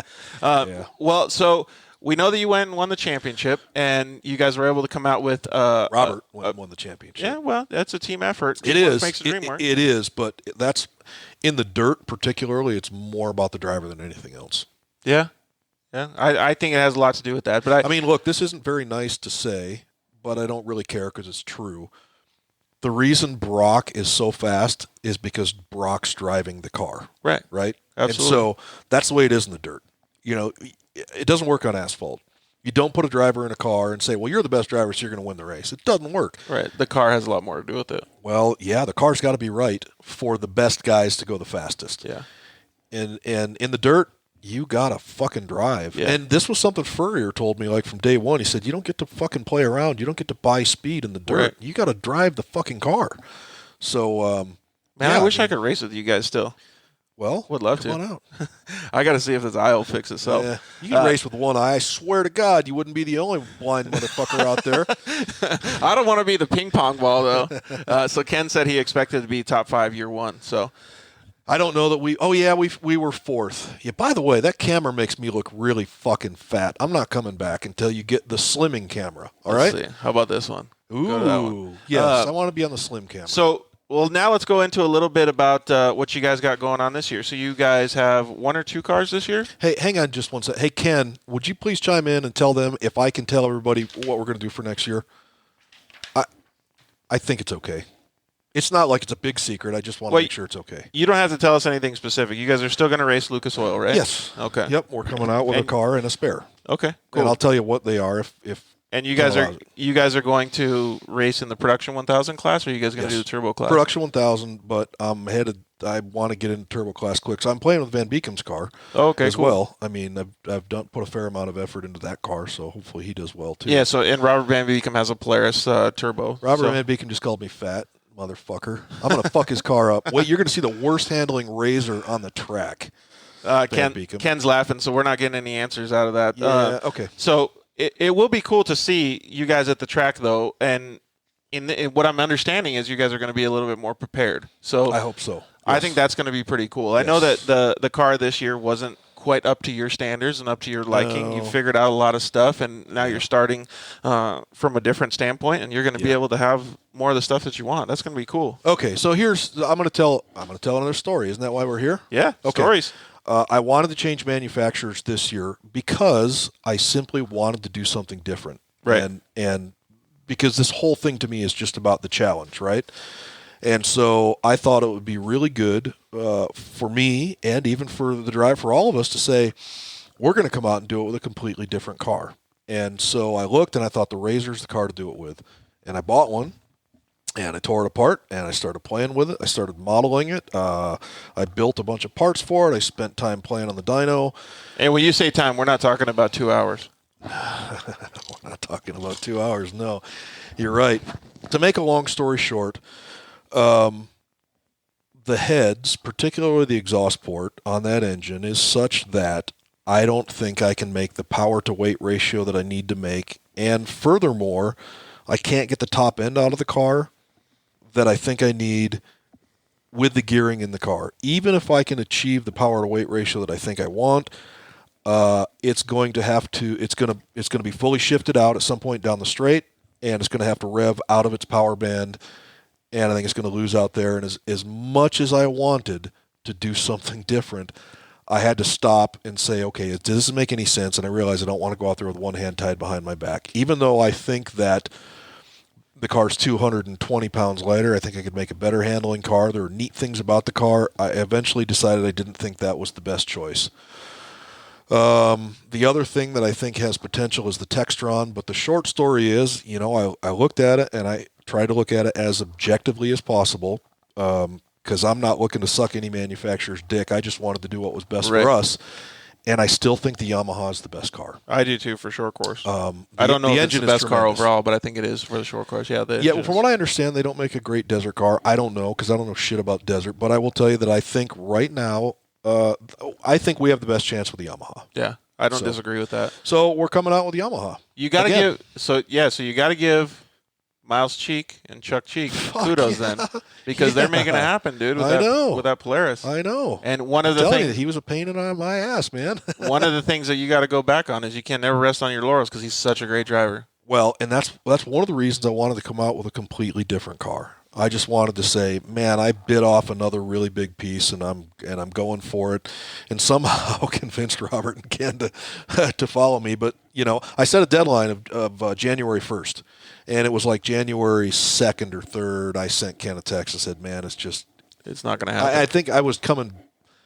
My dyno, by the way, is over at Van Beekam's shop because his neighbors are much cooler than mine. They don't care about the loud stuff. Yeah, and so I think actually I was driving back home after spending some time on the dyno, and I sent Ken the text, said, man, I don't think I can get there from here. Yeah. It was disappointing. I just didn't want to go out there with a handicap. Well, so first of all, I don't think any side-by-sides are bad these days, but I love the fact that you went through the whole process to understand. So I don't want to be the Thanksgiving turkey. Well, yeah, you went in with the question, why though? And you said, why? But you knew that you didn't have to go get food that day. You stopped. Yeah, I still want to try something new. Actually, well, you are going to try something new. You're going to look into the Turbo Class. Yeah. You're going to look into some of the desert stuff. I think it's going to be fantastic, man. Then you know what I really want? I want 2 turbo cars. Wow. Of different manufacturers? Well, no. I'd like 2 identical cars, and I'd like to put my 2 favorite Roberts in those cars and let them go out there and fucking raise hell. Battle each other. That'd be awesome. I would love that. They're going to end up like the dirt bike guys that we just saw, man. No. They're both. No, not at all. They would treat each other with respect, and they're complete opposites as drivers, which I think could be phenomenal. You got one guy. Look at Van Beekam. We finally got a chance to test, by the way. We went testing once. Where at? In our entire career. Glen Helen. Yeah. We go out there. We go out with Van Beekam. And so it's hilarious because Van Beekam goes out, and he pulls it out onto the track, and he's foot to the floor immediately. Wide open. I never understood that. Yeah, it's like, what the fuck, man? But that's how he is. It's how he drives. It's part of why he's fast. Yeah. Robert Stout goes out there. He's like, let me check this out, you know. I do the same thing, and I make sure I roll the jumps. Like I need to know. That's what we did in motocross. You do a sight lap first. No, he's out there in his fucking pool shorts. At least he didn't have flip-flops on. I'm surprised he was wearing a fucking helmet. In fact, that crazy motherfucker went out testing his desert car with no helmet. Oh, He's man. telling me how fast it is. It's like, holy shit. He's fucking crazy. Going a million miles an hour. Yeah. We got. By the way, he's my favorite Bible thumper, and I'm his favorite heathen. Oh yeah. Yeah. That's how it works. That's how it works. Yep. The Van Beekums are a good family, man. Oh yeah, they're great. So we got somebody asking, who's the biggest underdog of 2020? I'm assuming that means in the short, in the yeah. UTV So and the short to me, course underdog would mean somebody that nobody expects to win. So the guy who's in last place all the time, right? But the guy everybody needs to watch. And I said this from the very beginning is Robbie Hornsby. Yeah, he's a good driver. Yeah, you need to keep an eye out for that motherfucker. He's a good driver, man. He's a hard worker, too. Yeah. He's busy in his garage working on that car all the time. Is his wife getting mad at him? And he's got a shock dyno on the way. Ooh, yeah. fun.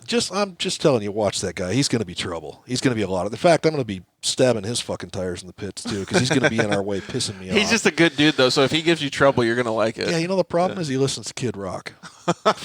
There we go. Yeah, the fuck. Anyway, yeah, he's the guy. Well, Van Beekum says he's always praying for you, buddy. Yep.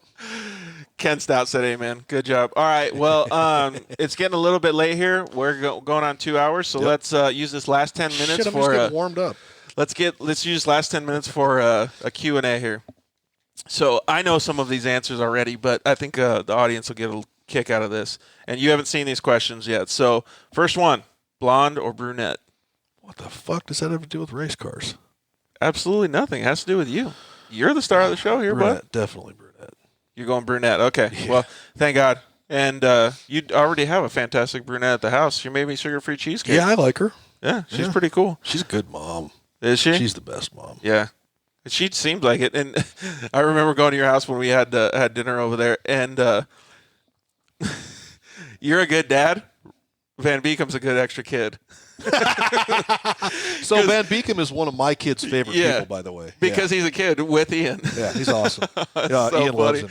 I remember going into Ian's room and Robert Van Beekum Oh, had he's set up hanging all all that the shit up on the fucking fan, ceiling yeah. fans, Yeah. and I was flinging around, and Ian's looking at it going, look how cool, Dad. Yeah, he's one of his favorites. So Ian has two favorites. One is Van Beekum, and the other is his grandma. Oh, right on. Yeah. And that's good that Van Beekum can go over there and visit you guys, too. All right, what's your favorite food? It's too cliche to say tacos, but it's Mexican food. Some kind Yeah? of tacos. We had somebody say lasagna. That was a pretty good one. Did you smack them? I don't know, because I like lasagna, Yeah, me too. too. So, Yeah. I kind of got behind it a little bit just because it was different than tacos. But, yeah, fucking A, tacos always going to win for me. iPhone or Android? Oh, fuck them both. Right? I can't tell you how many literally how many Androids and iPhones I've thrown across the wall. And just yesterday, Because, why? Actually, you know what? I didn't want to talk. I'm just going to get fucked. I'm going to break something in your room if we talk about You're phones. that upset They all about it, huh? piss me off. Okay. Yeah, fuck them. I have an iPhone. I hate the fucking thing. So I'm pissed off now. I'm going to get rid of the iPhone. I'm going to go get an Android, and I'm going to hate that fucking thing too. They're like banks. So there's a phone that I just saw that it's not out yet. I guess it comes out in like 6 months or something. And it was a piece of like McLaren glass that they had. Yeah. And the back of the phone has tinted glass or whatever, but it has a camera under the tinted glass. Right. So you can't see it. And then you activate the phone or the camera and all the glass turns clear. That's cool, but does the fucking thing work? Like, can I make a call without hassle? Can I transfer a file? I have no idea, but I was thinking in my head, like when you just said that you want to throw the phone across the room, Yes. if they can do that, why can't they just make it work good enough for you? I don't know, but and I've never had herpes, but I can only imagine that it's not as bad as fucking iTunes or the iCloud, right? That's awesome. It's like a fucking razor blade salad. Well, Okay, I feel like the answer to this is going to be coffee, but what's your favorite soda? Pellegrino. Pellegrino? Yeah, I drink it all the time. I'm going orange soda. I like me some orange soda. And you know what's funny? I don't know. Both. I've never drank orange soda until I got smashed in the face. And then all of a sudden I love it. It's like being pregnant and you just love pickles. So if I were to slap you really hard right now, you may all of a sudden like root beer. I have no idea. You want to find I out? literally have no idea. No, because I don't want to dislike tacos.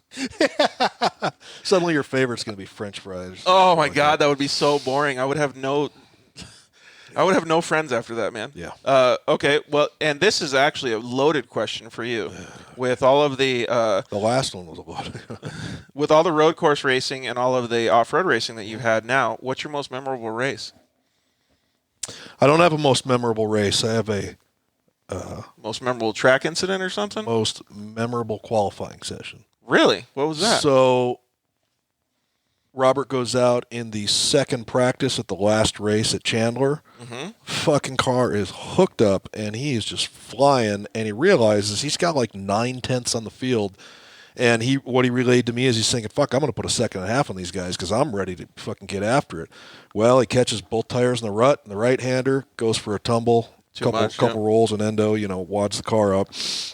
Comes back in. The by the way, when you roll these things, sometimes they just roll and it's kind of funny, like something from Laughing or Benny Hill, and that never and just put the car together. Well, this time, and every once in a while it lands, like one corner hits the ground real hard. And so that's what happened. And I didn't realize how bad it was, but somebody came in on the radio. Oh, it was Tanner, one of Brock's guys, said, "Is he okay?" Because somebody in the stand said it sounded pretty bad. Yeah. I see Ken walking this way. He's not flipping out, so I figure everything's fine. But when you look at the in-car, you realize there was a pretty big impact in the middle of that. Yeah. So he comes in. That's on one of the videos that we published, actually, to our YouTube. Yeah, I think so. And the anti-submarine belt shoved one of his fucking nuts up into his throat and hit his head. And he was, he was feeling like shit. Cuckoo.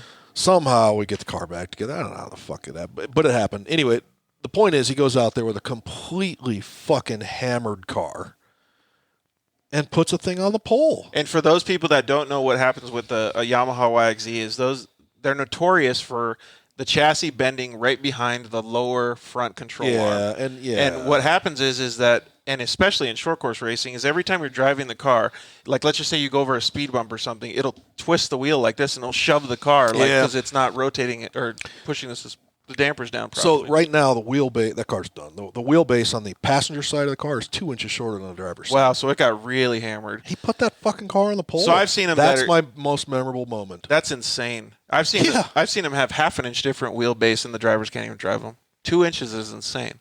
Yeah, it was fucked up. And he just, I don't know. In fact, Good job, Robert. Can I add to this story? Yeah. Do you know Rob Muzzy? Yeah. Rob Muzzy's my new pal. I love that old guy. He's got so much experience and so much knowledge. I just follow him around. He's forgotten more than I'll ever know. Yeah, exactly. So I was up there in the stands with him, and I said, so in your experience, we're talking about more than 24 championships over the years. That's for people who don't know Rob. He's a legend in the motorcycle world. I said, in your experience, what happens when a rider puts a bike down and they got to get back on it? He said, well, the ones that win the championships or the ones that become champions or are champions or were, I forget how he worded it. He said they normally just get out there and they do their job like it didn't happen. So I got to tell you the rest of this because I love this. I'm up there in the stands and they go out for qualifying. Robert puts it on the pole, and I look at Rob. He just fucking smiled, and that was that. That's crazy. That's pretty awesome, though. And let me tell you one more. I'm sorry to interrupt you. Let me tell you one more part of that.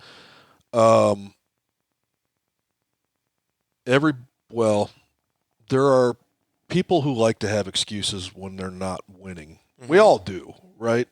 So there was a lot of talk about, it's the car, it's the engine, it's this, it's that. And, man, that put all that shit to rest. Yeah. Like, here's your fucked up car. It's hammered. And I'm tiptoeing through this right-hander because I don't want to put it on its side again. And fuck you, I put it on the pole. He didn't say that. He doesn't have that kind of attitude. He's far nicer. Well, he already should. The actions speak louder than words in that case. I want to talk shit. He just goes out and does it. So that's the high point for me of everything that I've done in racing. I take a lot from that, though, and because that has like a really, really sentimental value for me. I was always good at racing. I won't want to say great because I was never a Lucas champion or anything, but I was always good at racing whatever I did because I have the attention span of a gnat. I can forget what happened 5 seconds ago, right? And go on to the next thing.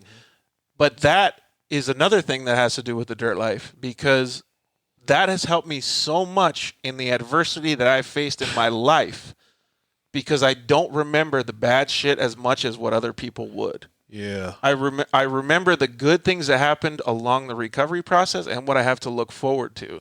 So I think that's a lot of what Robert had focus on after that. He goes, all right, this is all the bad shit that happened. That's behind me now.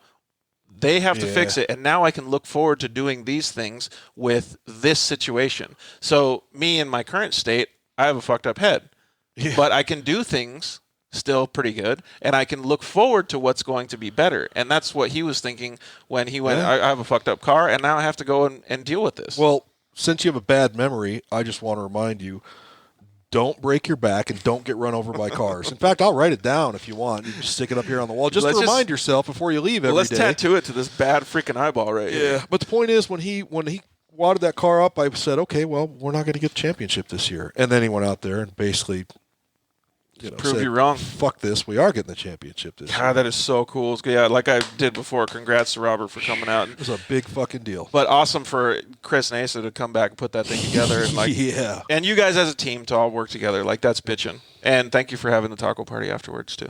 Appreciate that. We did. That was pretty cool. All right, favorite flavor of ice cream? Butter pecan. Butter pecan? Yes. I like me some pralines and cream, too, so that's pretty similar. Yeah. M&M's or Skittles? Oh, M&M's. Fuck Skittles. I don't know, man. You're the first person that said M&M's. Living in Arizona, what if you have M&M's in your pocket? Every previous guest has been wrong. Yeah.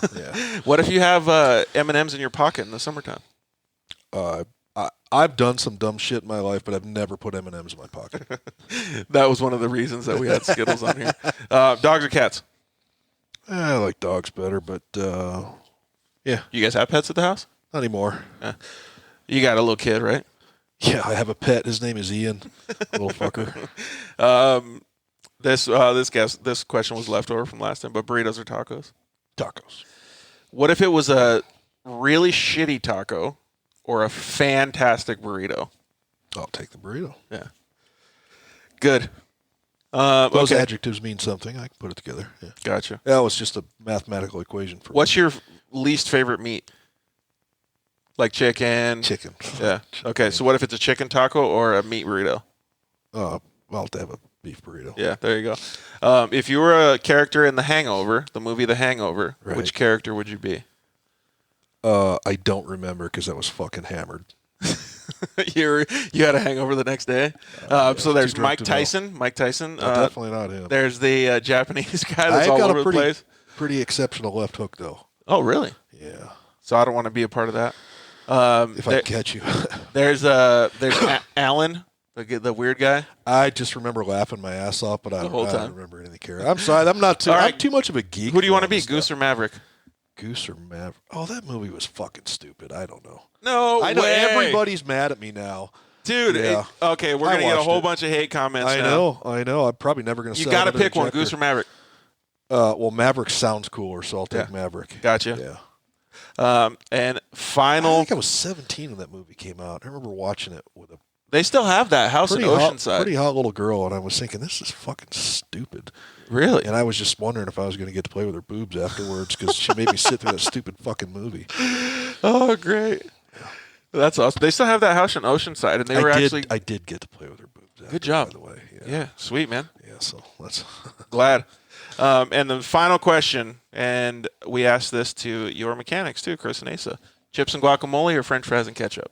I don't know. Oh, me? Mm-hmm. I don't know about that. Well, for Chris, anything with hot sauce on it. Yep. For me, I'm allergic to avocados. So you're going French fries and ketchup? I'm not saying I don't need to be. I'll take the French fries. Okay, gotcha. All right. Well, all of this being said, all the food talk, I'm still on with Joanna's sugar-free cheesecake, man. She did an awesome job. I thank you so much, man. You got anything else that you want to talk to anybody about? Or talk to everybody about? They're all gone. They're like, fuck, I'm tired of this shit. Bailed out. We still got a few people in here listening. Yeah. And we're going to share this on our social media, obviously. We're going to share it on YouTube. We're going to share it on Facebook. We are going to have it in the archives on audio in iTunes and Google and all those places, Stitcher, SoundCloud. So I appreciate you coming by, dude. Like, I really do. I know you're a busy guy. Just don't bring me by on movie review night or we're going to piss off everybody. Unless you bring, like... go back to your 17-year-old days and have hot chicks so you can not pay attention to the Top Gun movie? Well, I could attract hot chicks when I was 17. It's a bit of a problem now for obvious reasons, so let's go racing instead. The fact that you have an awesome wife that makes me sugar-free cheesecake is the biggest non-problem in my book. It's all about the cheesecake and the Dude, I tell you what, man, that cheesecake was phenomenal.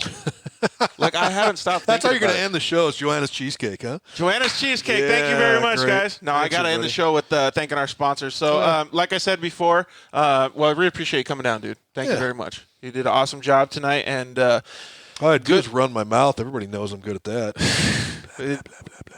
The stuff that you say, like, I think you discount some of the conversations that you have. The things that you teach people and the honesty that you have and the forwardness that you have, it's huge in my book. I love that personality trait. So good. It's good.